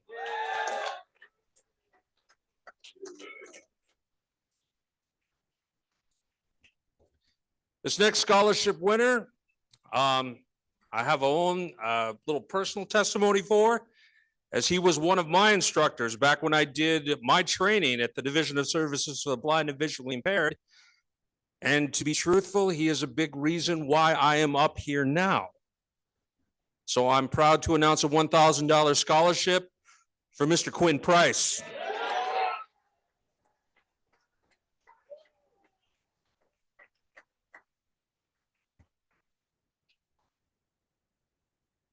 Our second 2, I should say, the next 2, we had a very difficult time distinguishing.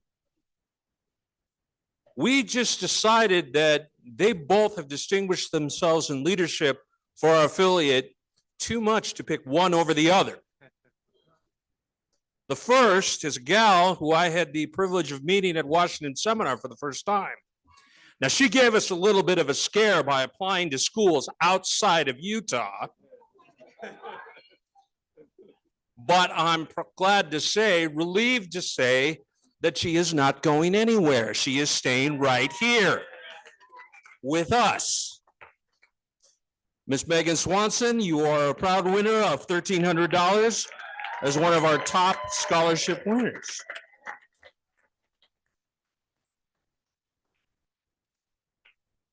And last but certainly not least is a young man who was a winner last year. He was also one of our National Scholarship Award winners.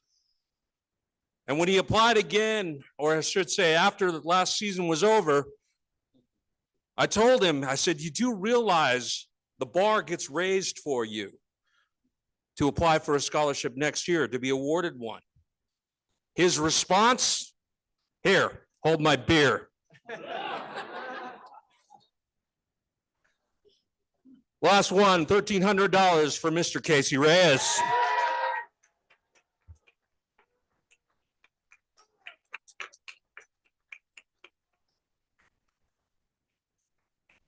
And to put them both on the spot, Megan and Casey, would you like to address the convention?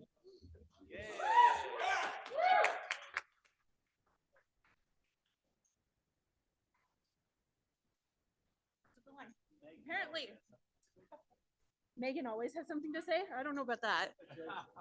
Joe says I think President Riccobono is saying I talk too much, so we're going to keep this short. I think kind of. I'm very grateful that I get to stay in Utah. I'm grateful to Laura, who made it so that I actually became a part of the NFB. I didn't know what it was until I moved here 5 years ago, and Laura said, hey, come on, come to these Zoom meetings with me, because it was COVID-19 right then.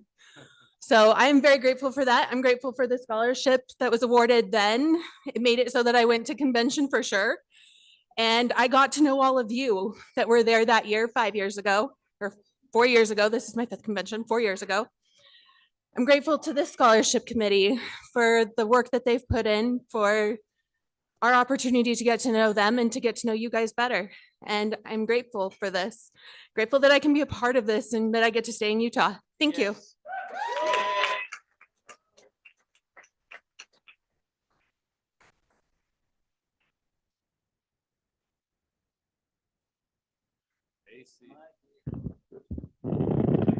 All right. Hello, hello, my Federation family. Please, please, can you hold my UTAB shot glass? Only $5. We still have some left. By the way.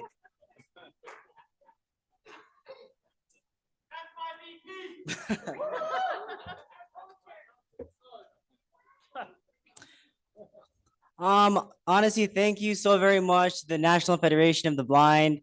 I'm so happy to know that I am on the winning team in life and that no matter where I go, I know that I have home field advantage because everywhere I go, I always see my Federation family and I know that they're always going to be here for me. And I feel like that the National Federation of the Blind has offered me so much opportunities to growth, opportunities to look beyond myself and push myself to go to nowhere that I've never thought that I ever go before.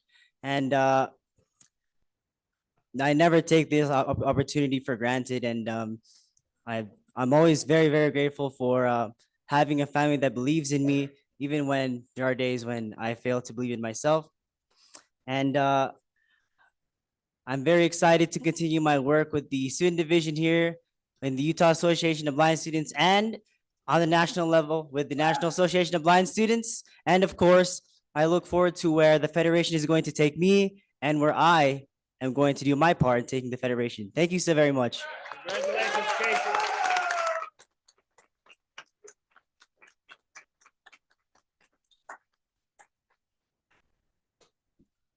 All right, a final hand for our finalists for 2025.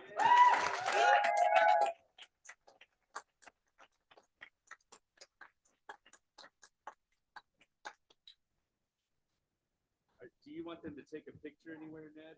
After we're done. Okay, you'll do it after we're done? Okay, got it. Okay. All right, well, thank you. Congratulations, scholarship winners now. We could say winners. That's pretty neat. I have a couple other presentations I want to do, and then we'll get into our auction and finishing up our auction. This first award, the affiliate has tasked me with giving this award out. We don't always give it out, but we've kind of come to do it pretty regularly, and I'm proud to do it. It usually honors or recognizes a member of the affiliate who has, done their part to grow our affiliate, who continues to work hard to make the NFB of Utah a better place and a welcoming place for new blind people, and a leader in the movement who also thinks of innovative and new things to do that can get the message out of the NFB of Utah.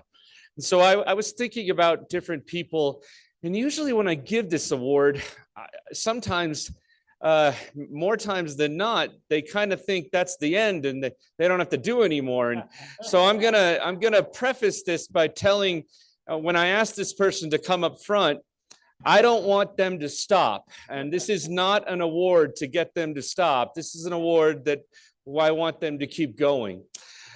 But Ken Duke, I'm going to ask you to come up front, please.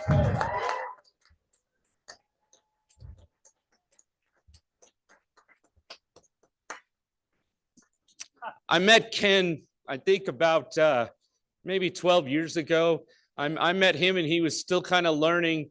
He had been diagnosed with RP, but the RP started, really kind of taking hold as it does in many people with RP. It was funny, when I was a kid, I was diagnosed as RP. It turned out I didn't have RP. I had something different.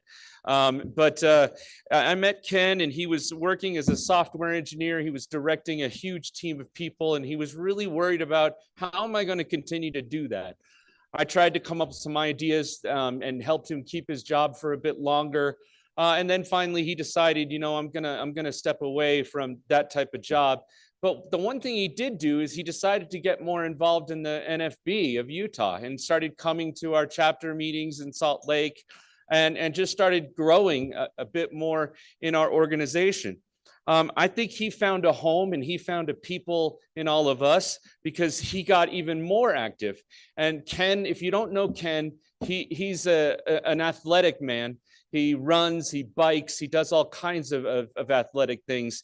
And he was running marathons and he knew about this event that he had run on his own with another different kind of team called the Ragnar. And the Ragnar, if you don't understand what the Ragnar is, the Ragnar, you start someplace in deep the mountains, basically, and you kind of run through the mountains and you end on the other side of the mountains. It's a very long 150 some odd mile marathon. You need a team to do it. So Ken had this vision. I want to have the first blind team to do it.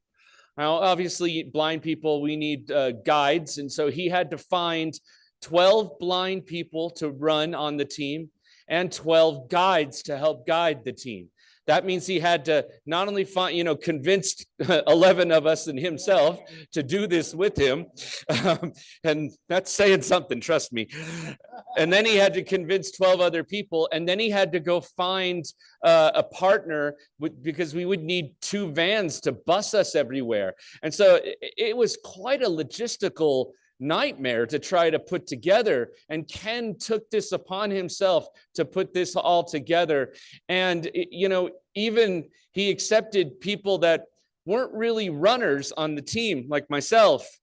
So, even it was kind of funny, about 3.5 months before the Ragnar happened, I got hit by a Tesla no, it wasn't a Tesla. It was what is that? The Prius. It was a Prius. I got hit by a Prius that was made an illegal left-hand turn, and I never heard it coming, and it hit me and it broke my foot and broke my kneecap. And so I didn't think I was going to be able to run, but I got better, and I still had about a month to be able to practice. And so Ken kept me on the team, and I was really glad. And we did something that has never been done before. Because of Ken, 12 people ran and completed the Ragnar, which was a pretty amazing feat. And then he went and did it again. He went and got it a second time. And then he decided to do something else. He was into tandem biking, and he says, you know what? I'm going to get a team of tandem bikers together, one-sighted and one blind, and we're going to race from Salt Lake City all the way down to St. George, which is another amazing feat. That's a lot of miles, and he put all that together, and he's gotten great publicity, and he eventually became chapter president in Salt Lake City, and he also was elected to the state board in Utah. He's been an inspirational leader to all of us. He's a great friend. He's a great man. And this is my award that I want to give to you. This is the Kenneth Jernigan Award, Ken. And I'm going to ask my wife to, unless Debbie's with you there, I'm going to ask my wife to read it to you. National Federation of the Blind of Utah presents the Dr. Kenneth Jernigan Award to Ken Duke for your dedication, commitment, and sacrifice. On behalf of the blind of Utah, as we continue to, quote, change what it means to be blind. May 3rd, 2025, whenever we have asked, you have answered. We call you our colleague with respect. We call you our friend with love. Thank you. You want to say a few words, Ken? Okay, here you go. The microphone's right here. Well, thank you very much, Everett, and thank you very much, Federation family. I've been told that I don't speak very loud, or I don't do a lot of public speaking, but I have grown a lot with this National Federation of the Blind. They have become my family, my mentors, my teachers, and my navigators in life, and my navigators in what I need to do better as being a blind person. So thank you, Everett, and thank you to NFB. All right.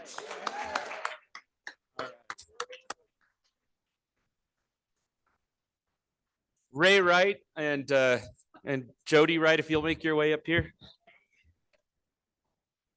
So in 2016, Jennifer Kennedy asked me if we gave a gift to the national representative. I was still pretty new in my presidency, and I didn't know that that was something you did. And she kind of said, well, we should do that. We should start giving a gift to the national representative. So she took it upon herself to work on those gifts and come up with them and give them. And I thought she did a wonderful job. Then, she had to move away because she took a really neat job, and she had an awesome awesome opportunity. But I didn't want that tradition to stop, so I've continued that tradition every year.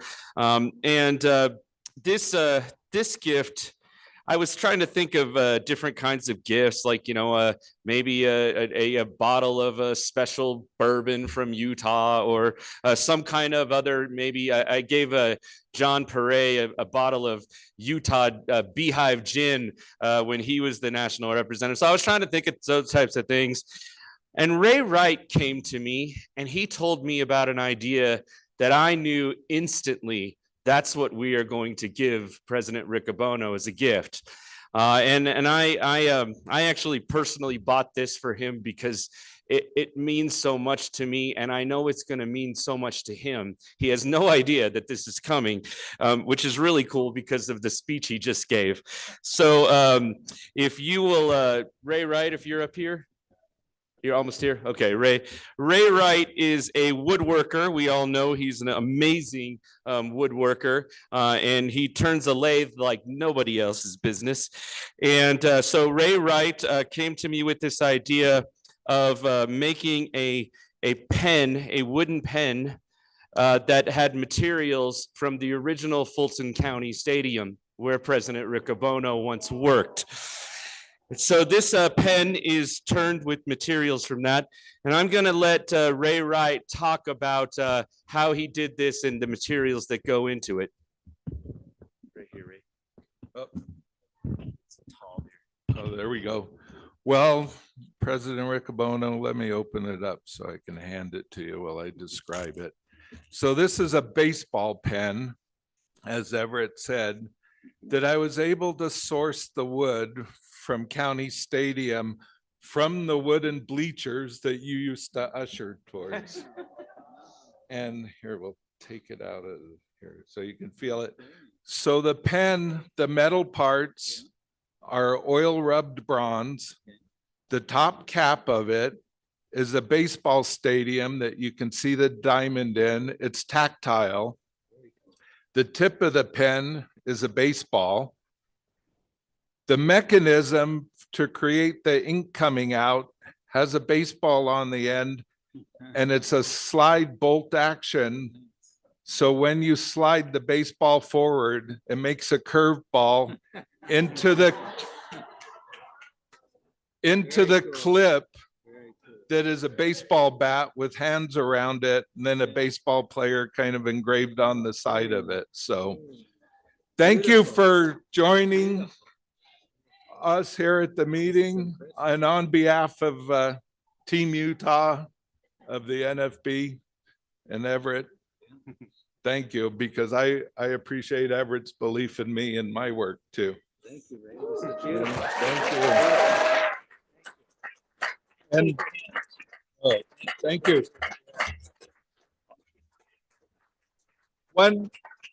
One last thing. Here in this envelope, there's a certificate of authenticity for the wood. And I also brailled out, or actually it was embossed, history of the Old County Stadium and cool. What you thank you. Know more. So thank you, sir. Thank you, Everett. Thank you, Ray. Thank you.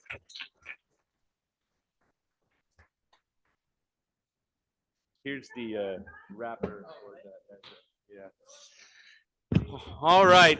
Do we need how about a door prize, Barbie, and Dan Ashman, if you'll make your way up here, and we'll start with the rest of our auction.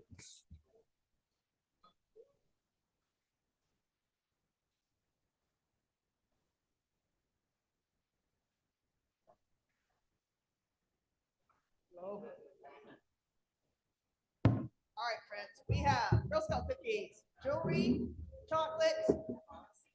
Let's see who gets it, shall we?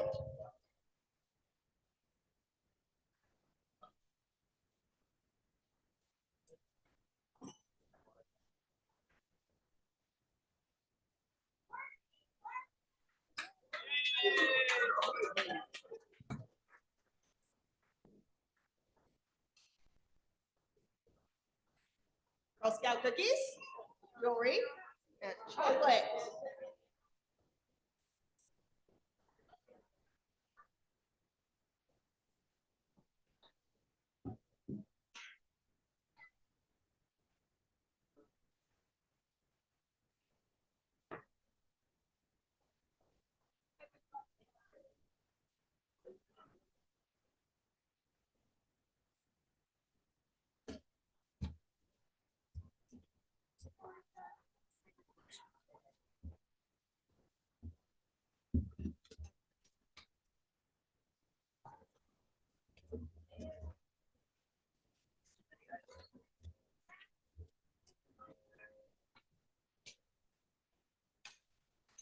Okay, one more.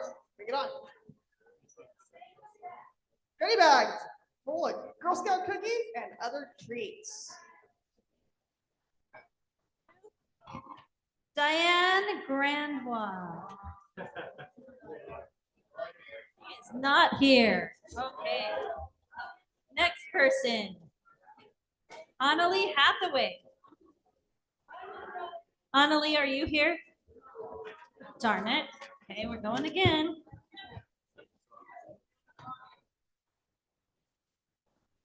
Jeff Barfus. Yeah.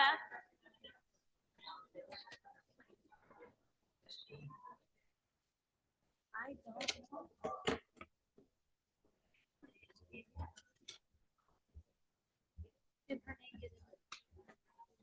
Did we get her?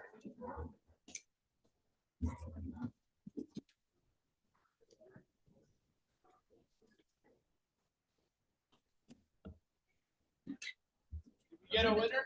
Yeah, we got a winner. Okay. All right. Kind of anticlimactic there. Show us yours, Dan. Well, how can I go without President Riccobono being here? All right.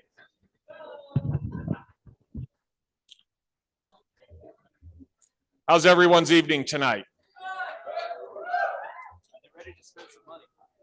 I hope they're ready to spend some money, because if not, I'm just going to tell you you're buying it. I'm going to start off with the silent auction winners.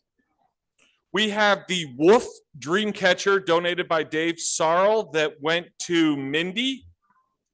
We have the wall decor that goes to Nitra Wells. Game set to Jennifer Kennedy. And the Broncos Stadium picture to Kevin Ledford. Your final bids that you placed are the ones that stand, and you can collect these after banquet is over in the silent auction room. Thank you all very much for joining us with the silent auction. Now that President Riccobono's back, we can actually begin the final part of the auction. All right. I feel real special, like a dignitary. I have a president on one side, a president on the other. It makes me feel kind of presidential. We're going to start off tonight with our Utah Association of Blind Students basket. That's what I was hoping to hear. Let's give it up for the Utah Association of Blind Students. This is our summer loving basket, and we have a lot to go through, so I'm going to talk really fast, and hopefully I bamboozle you into spending more than you expected. Be prepared to take a trip this summer. Jam out to your favorite tunes with a portable speaker. Refuel your connections on with a portable phone charger. Bask, not bake in the sun, and by lathering yourself with sunscreen. After a long day of tourism, refresh with the drink from your insulated water bottle, and relax your muscles for the next adventure with a massage gun. Add a little sweetness to your fun with the variety pack of gelatin alongside one of our Utah Association of Blind Student shot glasses, which can be used for holding toothpicks, styluses, or whatever else your mind may imagine. This basket contains a 42-ounce bag of trail mix, $50 Walmart gift card, portable speaker, portable charger, Fit RX Pro handheld massager, multi-speed and with attachments, a pair of cooling towels, 26-ounce reusable water bottle, sunscreen, gelatin, 2 U-Tabs shot glasses, and a $10 Chick-fil-A gift card. We're going to start this basket off at $130. I have $130 in the back row. Well, not back row, but somewhat. Trust me, we'll find you. I have $130. Do I hear $140? I'm looking for $140 for the Utah Association of Blind Students Summer 11 basket. I'm looking for $140. Do I have $140? Come on, it is the first item of the night. Give us some love. I have $130. You guys are going to have to stop that, or I'm just going to start laughing. I have a basket going for $130. I have $130 right now standing once, $130 standing twice. I got $140 to my left. I'm looking for $145. Do I have $145 in the back? $145. I'm looking for $145. I have $150 up front here to President Riccobono. Do I have $155? $155. Give me a thumbs up if it's $155 in the back. I'm looking. No, that's a thumbs down. President Riccobono. Do I get a battle between presidents?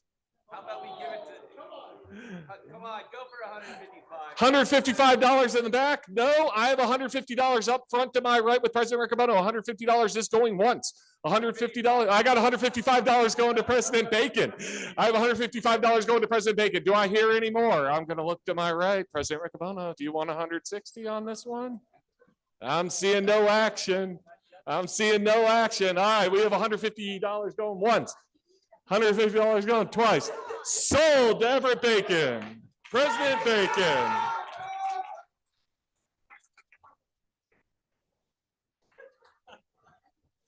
I don't know if you all know that, but those massage guns work wonders.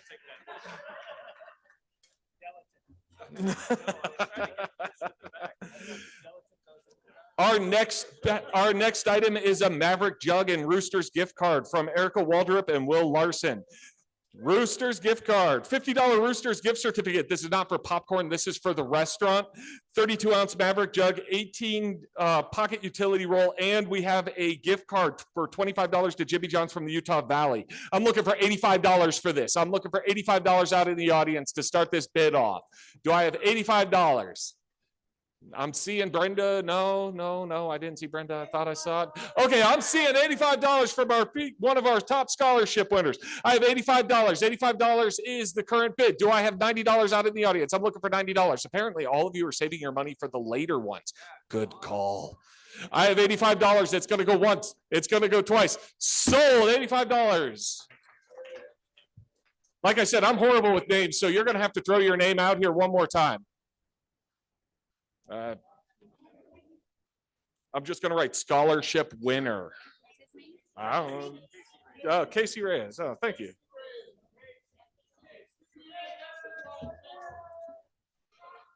All right, next one, we have a 6-pack of 12-ounce aged beer sampler from the Painted Bee Homebrew with Stevie Urban branded. This includes an oatmeal stout malt barrel aged, an oatmeal stout bourbon barrel aged, a Scotch ale bourbon barrel aged, Sati barrel aged, Sati barrel aged, Sati. I am horrible with pronunciation. Thank you, Stevie. Sati barrel aged, we have 2 of them, and a Sati Brett. These are all roughly 8.5% ABV and 9% ABV. We're going to start this off at $50. I'm looking for $50. This is 21 plus. I have $60 to President Bacon on my left. I'm looking for 70. I got $70 to Kennedy. Do I have $80 running in the audience? I have $80. I had 80 twice. Somebody better say 90. Say 100. Okay, I have $100 sitting to my left, $100. Are we going to let Jade walk away with this with $100? Give me 110, somebody. I'm looking for $110. These are 6 premium handcrafted beverages from Stevie Where was that? I got 110, 110. I got 110 from Mr. Black. Willie Black is going 110. Do I have 120 out in the audience? Jade, I'm going to slowly turn my head and look. I got 120. 120 from where? Okay, I got 125 from the Vincents again. I'm looking for 130, 130. I'm going 130. Willie, Jennifer, Everett, 130. I got 130. I'm looking for 140. Do I have $140? I'm looking for $140 from anybody. I have 130 currently standing. $140, 140, 140, 130 is going once. You got to go again. I heard 135 at the exact same time. Who's going 140? I got 140. Willie, are you going 150? 145. Are you going 150, Vincent? I got 150. Willie, 155. Let's go. 160. Come on. Come on. All right. We got 160. Willie, are you going to go 165? Be a team player? Oh, he sacrificed bunted on that one. We got 155, 60. Thank you. Look, I am rusty at this. It has been 6 years. $160 sold to Jade Vince.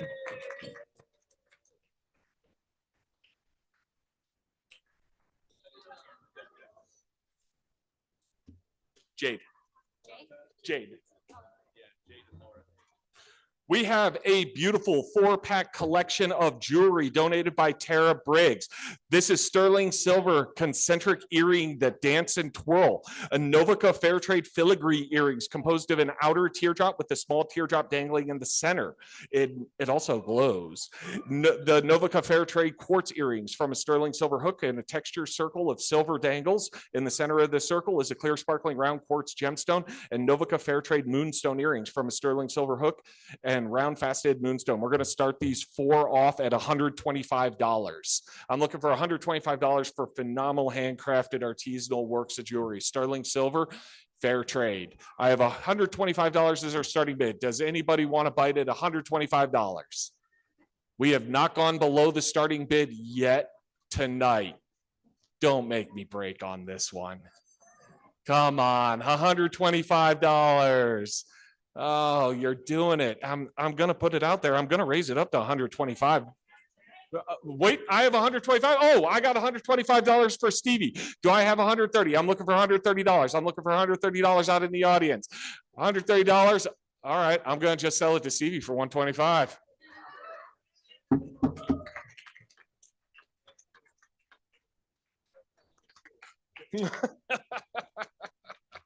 Everett's stuck on this 100. Next year, we'll make it 105. Inflation. We have a all-weather, ready for anything hiking gift basket donated from the Weber Davis chapter. There we go. Our chapter baskets are cornerstone auction items. I think everybody should give a round of applause when we do a chapter basket. This basket literally helps you make your own path. I can't believe I had to read that. And stay safe along the way. It includes 2 emergency rain ponchos, a headlamp, SPF 70 sunscreen, 32-ounce hydro flask, durable water-resistant and multifunctional backpack. This military go sling bag is made of 600D polyester, water-resistant, high-density fabric, perfect for hiking or camping. Its versatility ensures you're ready for any challenge that comes your way. And for those stylish East Coast visiting affiliate members, a Baltimore Ravens jersey for number 81 Hayden Hurst and a Baltimore Ravens fleece pullover. There's also donated from the Utah Valley chapter a $50 Visa gift card. We're going to start this off at $200. I'm looking for $200 for this one-of-a-kind chapter basket. Nothing. $200. I don't know. I mean, it's a stylish, durable 600 denier polyester bag, ladies and gentlemen. And trust me, SPF 70 is necessary. No? $200? I'm going to scan the room because I missed one hand raised once and now I feel bad. All right, I got $200. I have $200. That's going to start our bidding. I'm looking for $210. $210, ladies and gentlemen, $210. I have $210 to my right with the East Coast affiliate. That's what we like to see. $215, or are you going to let this go back to the East Coast? $250, Jade. I'm looking. Don't send it back to the East Coast. You know you want to wear that Baltimore Ravens swag out here. Utah's $215. I got $215. Am I looking at $220, President Riccobono? $220? Or are you giving it up? All right. $225. All right. That's what I like to see. That's the first time I think in all the times I've been doing this, I've been said it's too low. $225, Jade. I'm going to bounce that back to you, or are you going to give me $230? Are you going to give me $230, or are you going to double up on that too low and say $250? I'm liking the $250 number. It's round, it's a quarter, you know, it's really good. $250? I'm seeing that laugh. Come on, give me a thumbs up. Yes, yes, yes, yes, yes, yes, yes, yes. No, I don't think he's going to go for that. We're going to have to go $225. It's going once. You have 2 more chances. Going twice. Sold $225.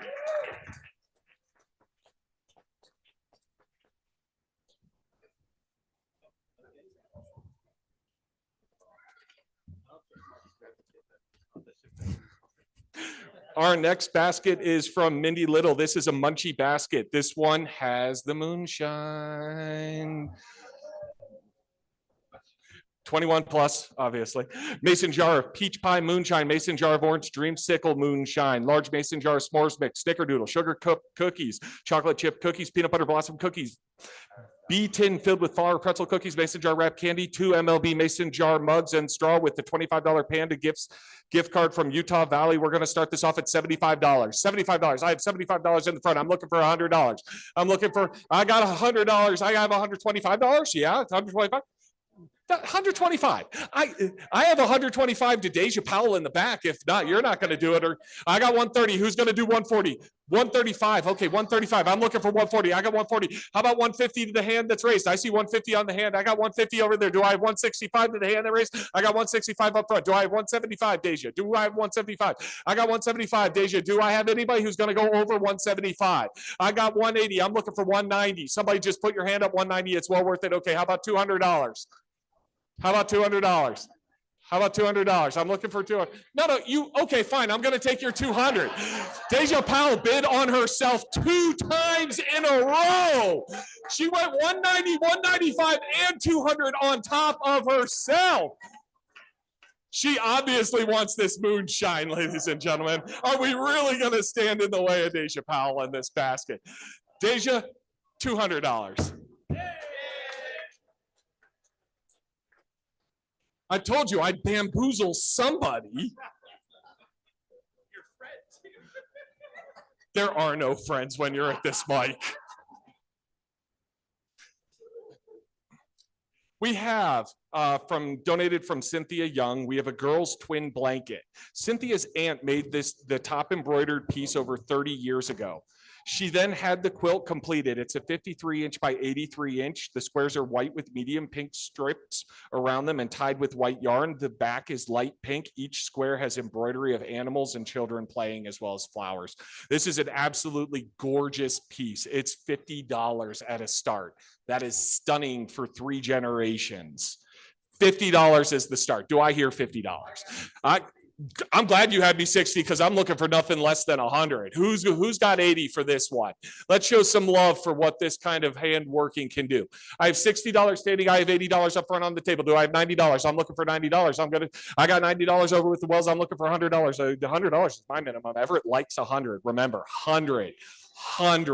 I'm looking for $100. I have 90 to the Wells over there. I'm looking for $100 somewhere in the audience, or 95. I mean, I'll take 94.50 if you really want. We do take Square, Apple Pay, Venmo, so we can do any denomination you really want. I got $90 to the Wells. $90 to the Wells. I'm still holding at $90 going once. I'm going to keep going twice. All right, $90. Good job, guys.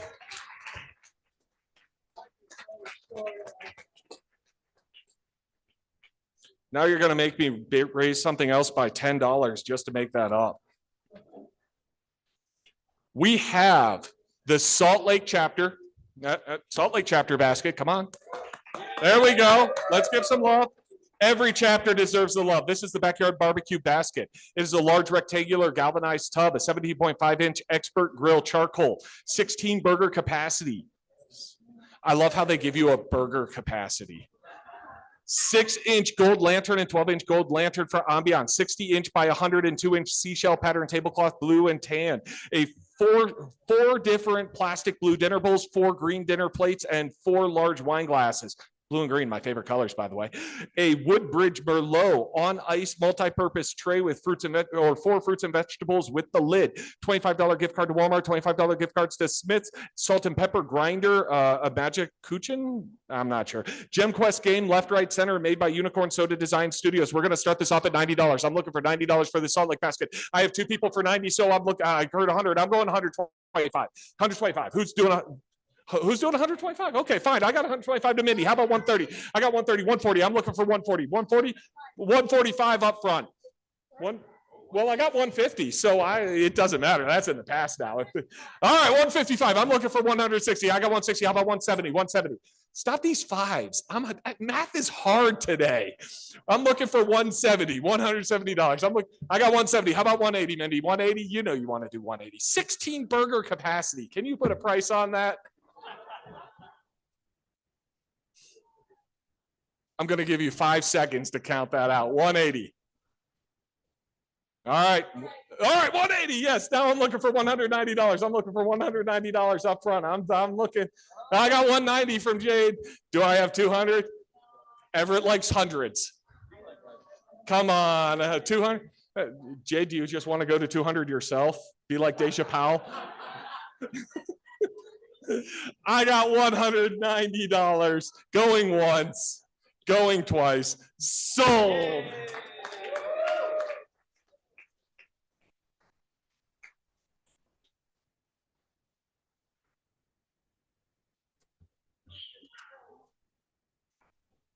All right. I'm just gonna look at the herbs again because I'm gonna mess it up.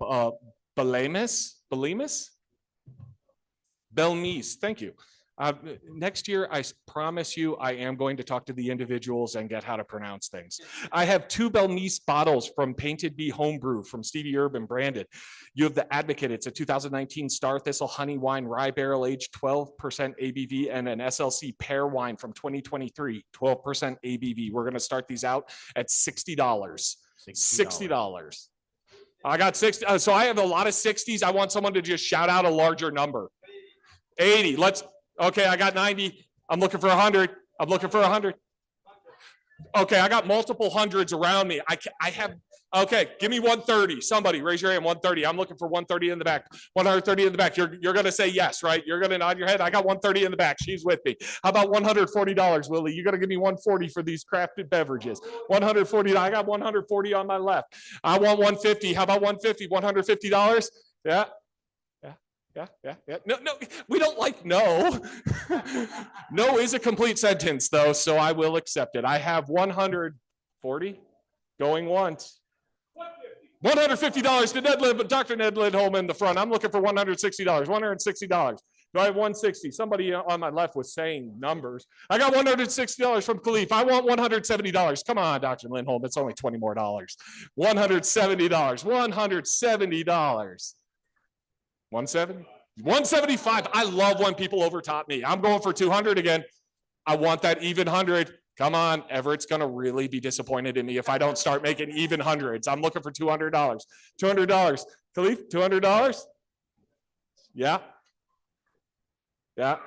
Put you on the spot, that awkward silence where everyone knows we're waiting on your decision. I got 175 to Dr. Lindholm, going once, going twice. Sold.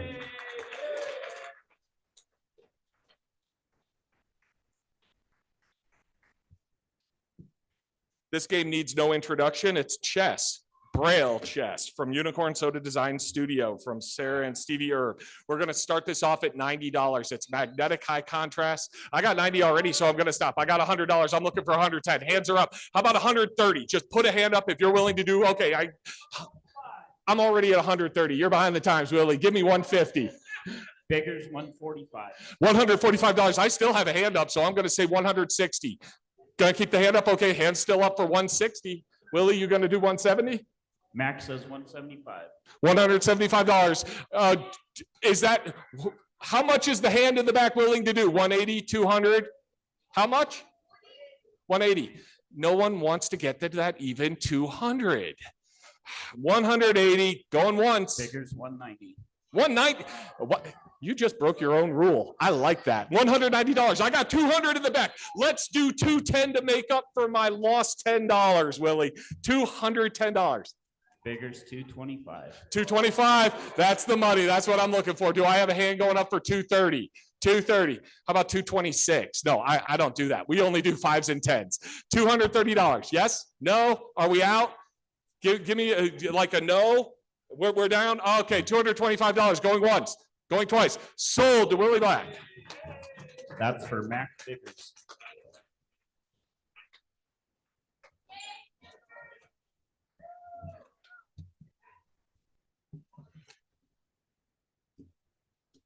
This is our last piece of the night.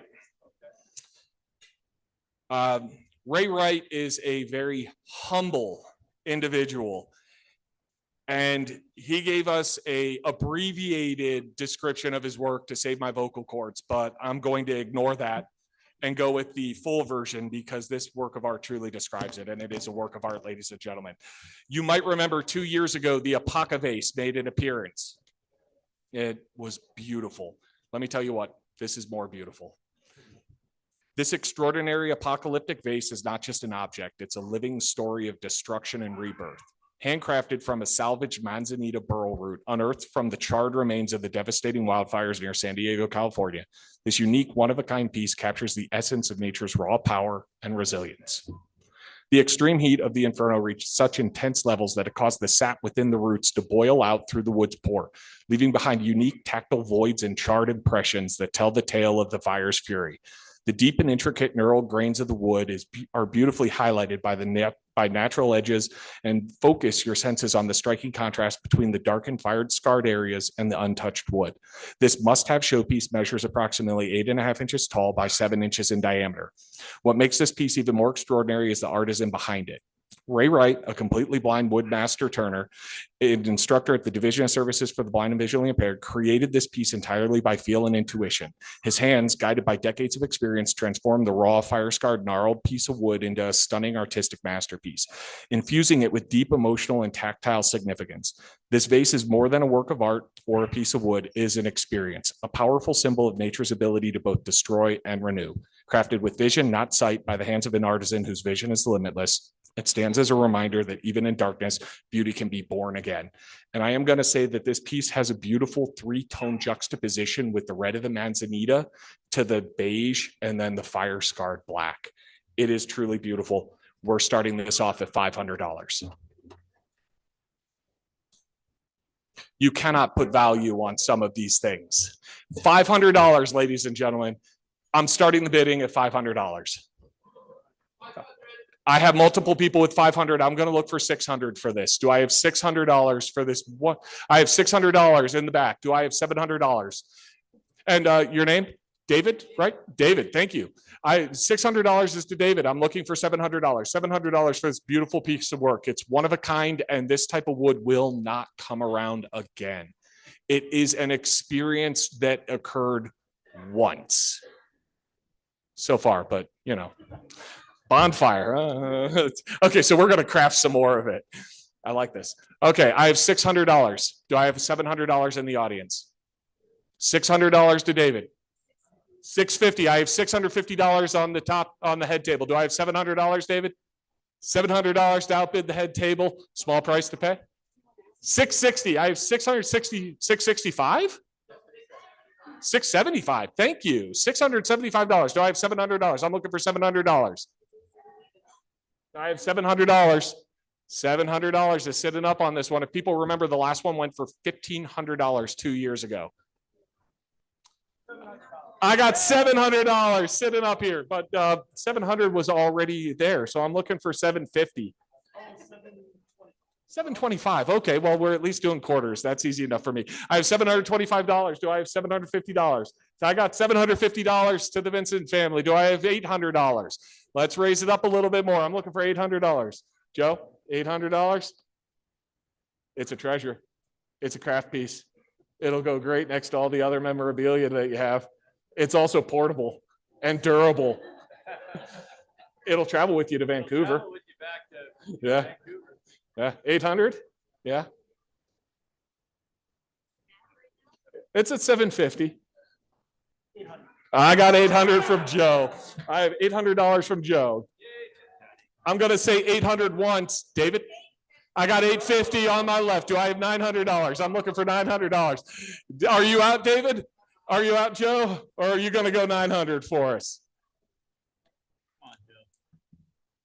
875. I keep taking it. I'm going to step back.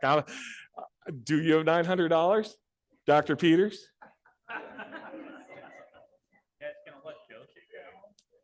I got 875. 900. I got $900 from Dr. Peters. I'm just going to keep turning left, right, left, right. It's a tennis match up here. I'm looking for 925. 925, Joe. I have $1,000. $1,000 from Lundy. 1,500. Think we can match the next one? I have $1,000 going once. Joe. Dr. Peters, $1,000 going twice. So Ray told me that the hole on the top of the base, that light will illuminate. Oh yeah. Okay. So the hole on the top of the vase can also be illuminated to show the interior in a multifaceted 3-dimensional design. We have $1,000 standing and it's going twice. So you have 5 seconds. I have $1,100. I'm going to keep ticking this up. How about $1,150? Let's do $1,150. How about $1,150? I got $1,150 going once. Joe, you want back in on this, don't you? $1,250. You know you want in on this one. I have 11. I have 11 going twice. Sir on the far right. Are you out? 1,100. Sold.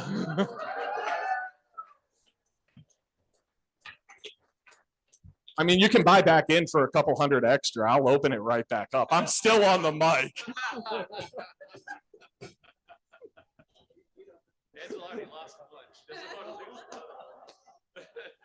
That's why I'd open it back up. I'm ruthless. Huh? Angela, Dr. Pete. Let me hop out of the way, grab my stuff. You're gonna add up your numbers real fast? That's not me. That's Khalif and Stephanie, but I'll ask them. Okay, ask them real quick. Thank you, Dan. You're awesome. Okay, do we have I have one big door prize that I haven't even told the door prize chair people we're gonna do. Well, we got two more. Okay, well, you want to give away your two first? Yeah, we got Sure, the let's do little it. one first. Little one first. Hey, I've been told if I do it slower, I might be able to get the mix it up better. I'm gonna go really slow this time. By the way, we have 2 bags of Girl Scout cookies and a bunch of other fun treats. The first door prize is Ellie Price. Ellie Price. Ellie's in the room. I'm gonna grab the second one, and this one is huge. This one is a big door prize. The second one is a bag. It was. I totally forgot. By Chris Wyckoff, if you'll make your way up here. our friend. It's our Blind Girl Designs. And it is chock Chock full of full of stuff. stuff. And if you look in the pocket, there's $100 of money on top of it. $100. And it goes to Quinn Price. Yay!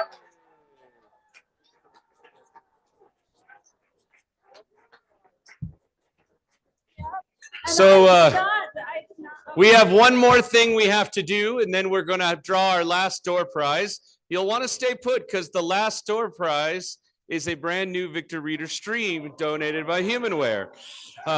So Joel did not leave it here. He meant to, and he forgot. So he will ship it to whoever that winner is. But you got to stay put. So you'll have to be in the room to win it. But we have the pack plan that we still have to do. We haven't done our pack plan. So we still have a chance to move up in the pack plan standings. It's very important to give back to our movement. So Chris Wyckoff is going to tell us where we're at and maybe get us to sing a song or something. Right, Chris? Oh, there you are. Come on up, Chris. And the microphone is on the right here. Thanks, Kate. Did I do that? Did I do that? No. I thought I did that. Good evening, everybody. I hope you can hear me. Get a little closer. Okay. Okay. All right. In about 1993, my 12-year-old son, Reed, came to me and he said, I want to learn to play the guitar, Dad. And I said, okay. I had vision then, so I set him down with my guitar and I taught him the D major chord, which is a pretty simple chord. And he after a few minutes, he goes, Dad, this is really hard. I can't put my fingers there and keep them there and make the sound. And it's really, really hard. And I said, well, you just need to practice. And I had vision then, so I could teach him. And now I could teach him that now non-visually. And actually non-visually is a little easier way, I think. It's kind of superior to, because you need to feel and you need to make the sound, which is what, people who make music. So I was his mentor. And he learned to play the guitar so well. He's one of the finest guitarists in the state of Utah. He's way better than I ever thought about being. But he just needed a start. He needed someone to sit down with him just for a few minutes and get him on his way. And like we learned yesterday, we all walk a path, and he was like that. He didn't know where the path went. He couldn't see around the corner. So I helped him to that first corner, and then he started down the path, and now he's a great guitarist. And that's what we do in the NFB. I went to lunch with someone today, and they asked me, well, what do you guys do at this convention? And I thought about all the things I could have said about divisions and scholarships and this. And I said, well, we mentor each other.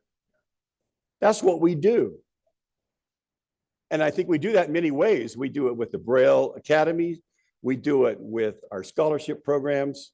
We do it with our STEM to Youth science programs and our Jurgensen leadership training. There's a lot of things that we do, but we mentor each other.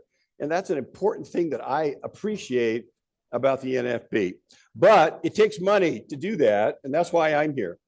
I want to help us talk about the PAC plan, and that is the pre-authorized contribution, where you can set aside a amount of money every month, as little as $5, which is just a beverage drink these days, per month, and more if you're in a position to do so. Contribute each month.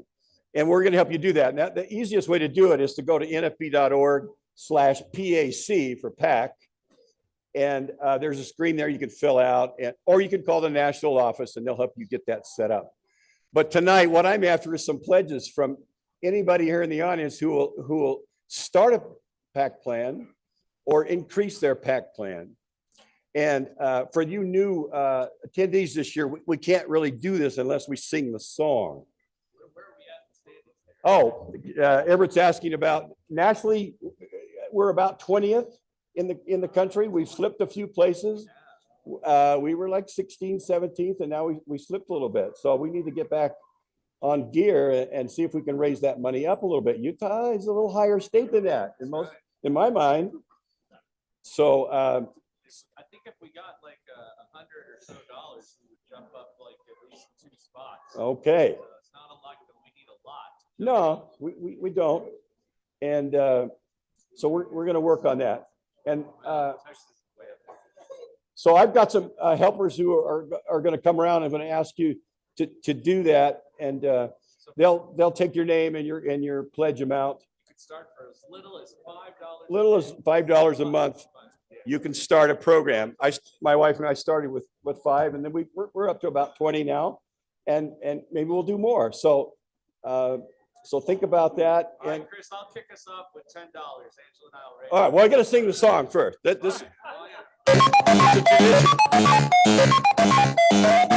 And I apologize for my voice. I'm not very good. All right. Everybody know it? 1, 2, 3. Get on the PAC plan. Sign up today. We need your contributions right away. Funding our movement. It must be done, so all our battles can be won. Get on the PAC plan. Sign up today. We need your contributions right away. Funding our movement. It must be done, so all our battles can be won. All right, we have Everett Bacon, who's increasing his PAC by $10.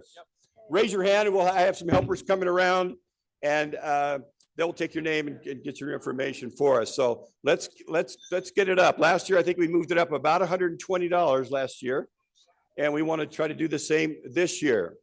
Ken, did you talk to your wife? I need to know. And okay, Ken Duke is raising his $5. Ashton, okay, can you go around and get that? $20. Thank you. All right, who's I need Dan up here to do this. I'm not very good at it. Who'll give me 5? Who'll give me 5? Who'll give me 10? Who'll give me 15? Okay, get the name and the stuff. We appreciate that. Okay, a new one. Is that Jen? Who is that? Jennifer? That was Jennifer. Yeah, it sounded like Jennifer. Thank you, Jennifer. So it helps us do some of the things that we need, like this Braille Academy this summer. I'm looking forward to it. That's such a meaningful thing that children can start to learn Braille. That's just amazing that happens, that we make that happen, because we know our school systems don't do a very good job of that.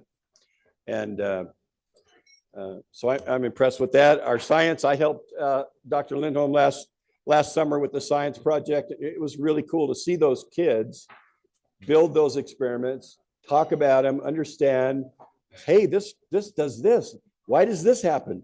What can I learn? You know, that, so it was impressive. And they're going to do more about learning the scientific method this summer.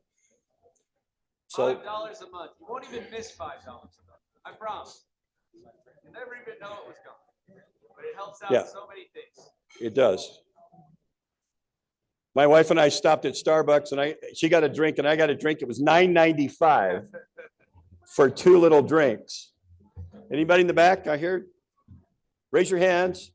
I can't see them, but my wife can. And Debbie Duke is helping us as well. And Terry Turley is helping us as well. Okay, how we doing, Ever? We got hands up? We got people moving? Oh, I forgot the most important part. If anybody will do this tonight, start a new plan or increase your plan. We're going to draw a name. I got $50 right here, a brand new $50 bill that we'll draw from all those whose names we're gathering right now, and we'll give that $50 right now. You can start with $5 and you might walk away with $50. Yes. So we're paying for your first year if you win. And We got another one out there? okay, somebody who wants this $50 bill? I know nobody wants it. I could spend it. Okay, Mindy, thank you. Another 5 up here. Are they going around and getting the names? I'm sure they are. Just raise your hand. Just keep your hand up or get their attention as they walk around. They'll let me know. And in a few minutes, whenever it closes it off, we'll draw that name real quickly. So you can pay for your Uber ride home tonight.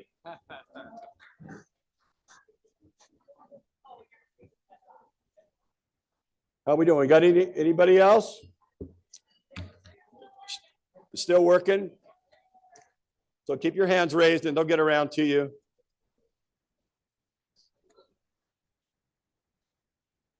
President Riccobono, I really enjoyed your speech tonight. I love baseball as well. And I saw Willie Mays play when I was young. For about 8 years old, my dad took me to see Willie Mays, which is, and he had home run, which was really cool. So yeah, I was in, this was probably in 1962 or something. Yeah, I'm a little older than you, but a little. Yes. And what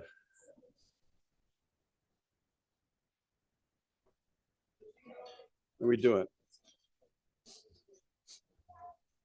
And interesting enough here, we used to have a ball diamond named Dirks Field here. And I took my young boys to it. And it was a big crowd. And I looked down behind the catcher's backstop and everything, and walking along the fence wall was a black gentleman with 2 kind of security guards with him.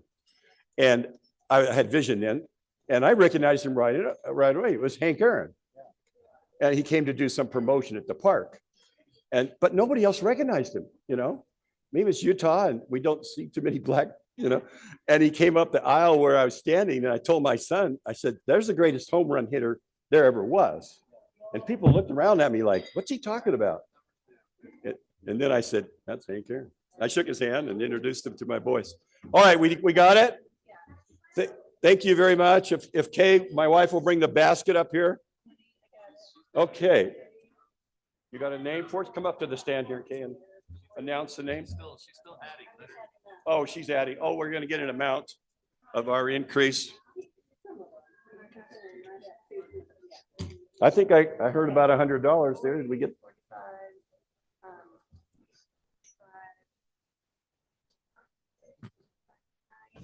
Thank you for your patience.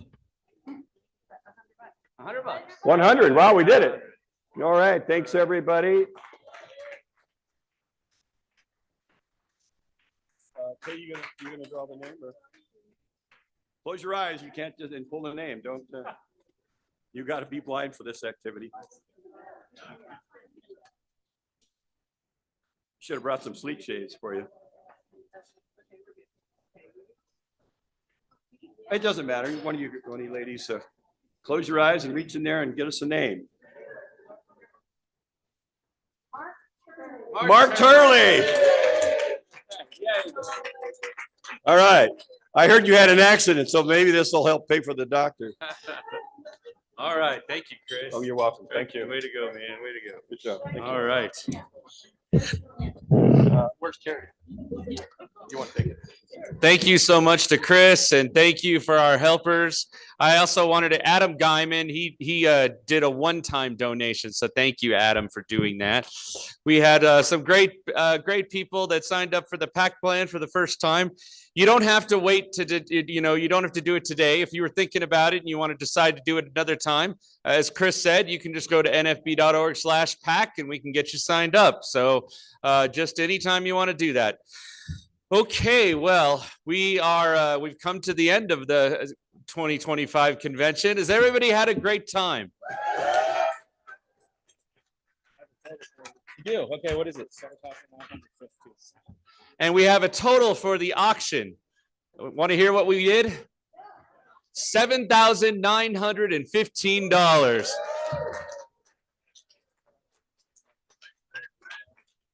Yeah, Dan said if you wanted to throw in 85 just to make it an even 8,000, we would take that money in a heartbeat. I love Dan. All right, well, let's do one more drawing for a Victor Reader stream. This is a brand new Victor Reader stream. It's a over $600 value.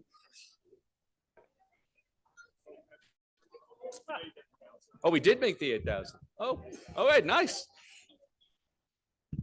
We made 8,000 then. Okay, great. I don't know how we did it, but okay. Oh, Willie Black added 85. All right, thanks, Willie. All right.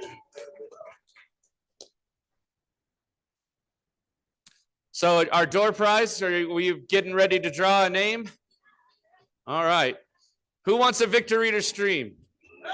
Yeah.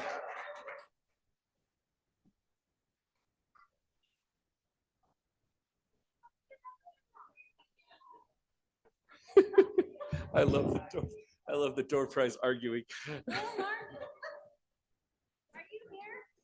Will Martin. Huh? Will Martin. Yeah. Pronounce it. Oh, I understand what you're saying. Yeah, did we get a name? It was Will Martin, and they said he is here. Who is it? Will Martin. Oh, so Jesse Kramer just got a new Victor Reader stream. There you go. Way to go. All right, I hope you've all had a wonderful time. We're going to do this again next year. We'll be in a new location, but we will have a blast. The 2025 convention of the National Federation of the Blind of Utah stands adjourned. Oh, if the scholarship winners will come up front for a picture, that would be great, please. Oh, yeah. And if you want to take the centerpieces home, Janice says, feel free. That's a free chocolate, you know.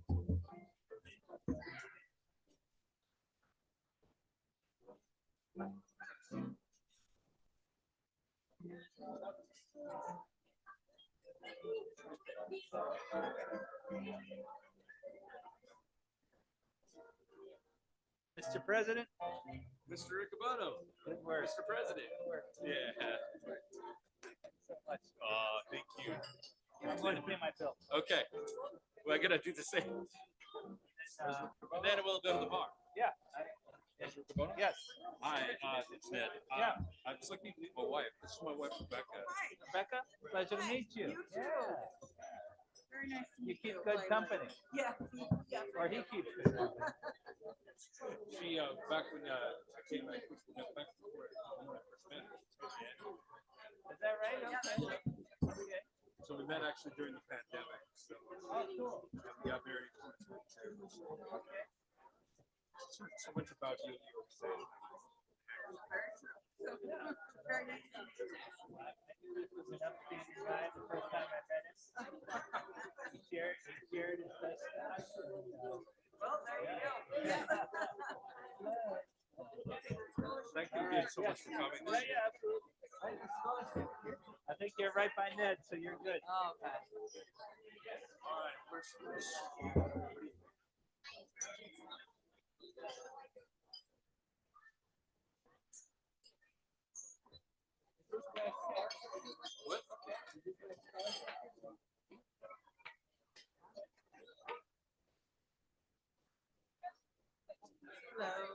We'll just wait here.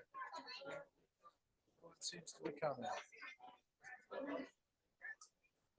Ah, Casey.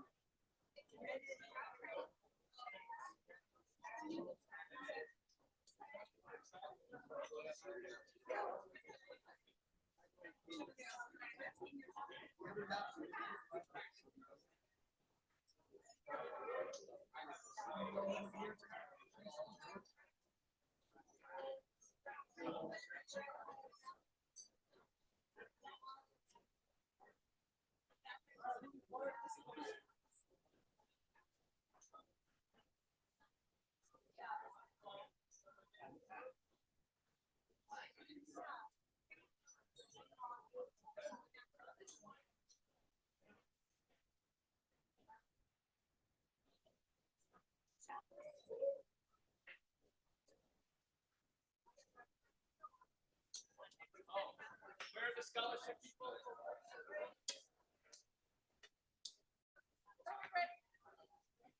Exactly my turn to go.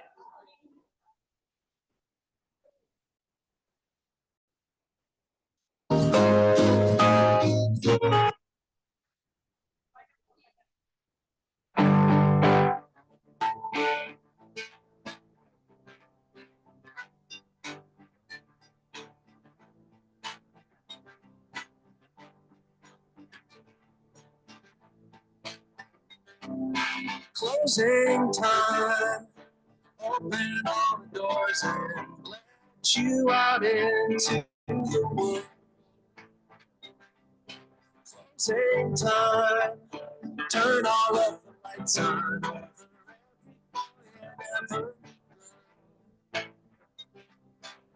Closing time. One last call for alcohol. So finish your whiskey up. Closing time. You don't have to go home. You can stay.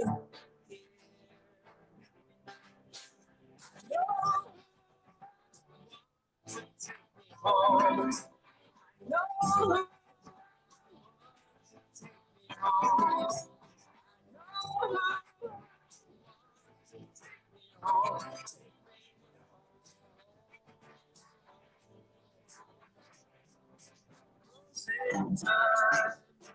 Time for you to go out to the places you will be. Closing time. This room won't be open till your brothers or your sisters come. So gather up your jackets, move it to the exits. I hope you have found a friend. Same time, every new beginning comes from some other beginnings. And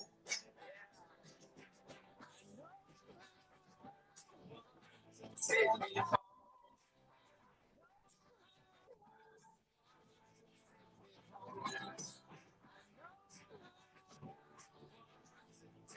home.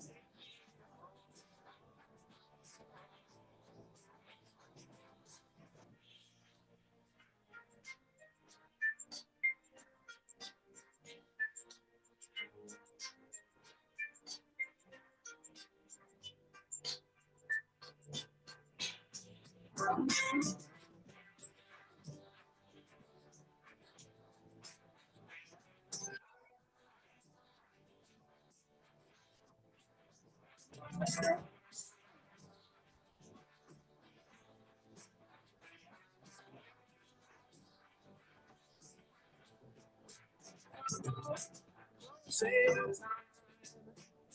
for you to go out to the places you will be from.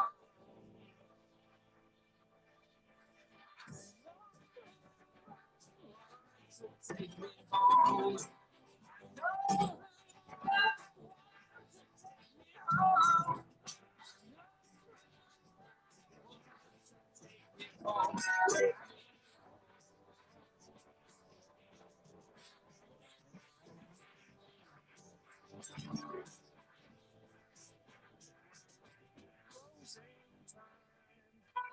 Every new beginning comes from some other beginning's end.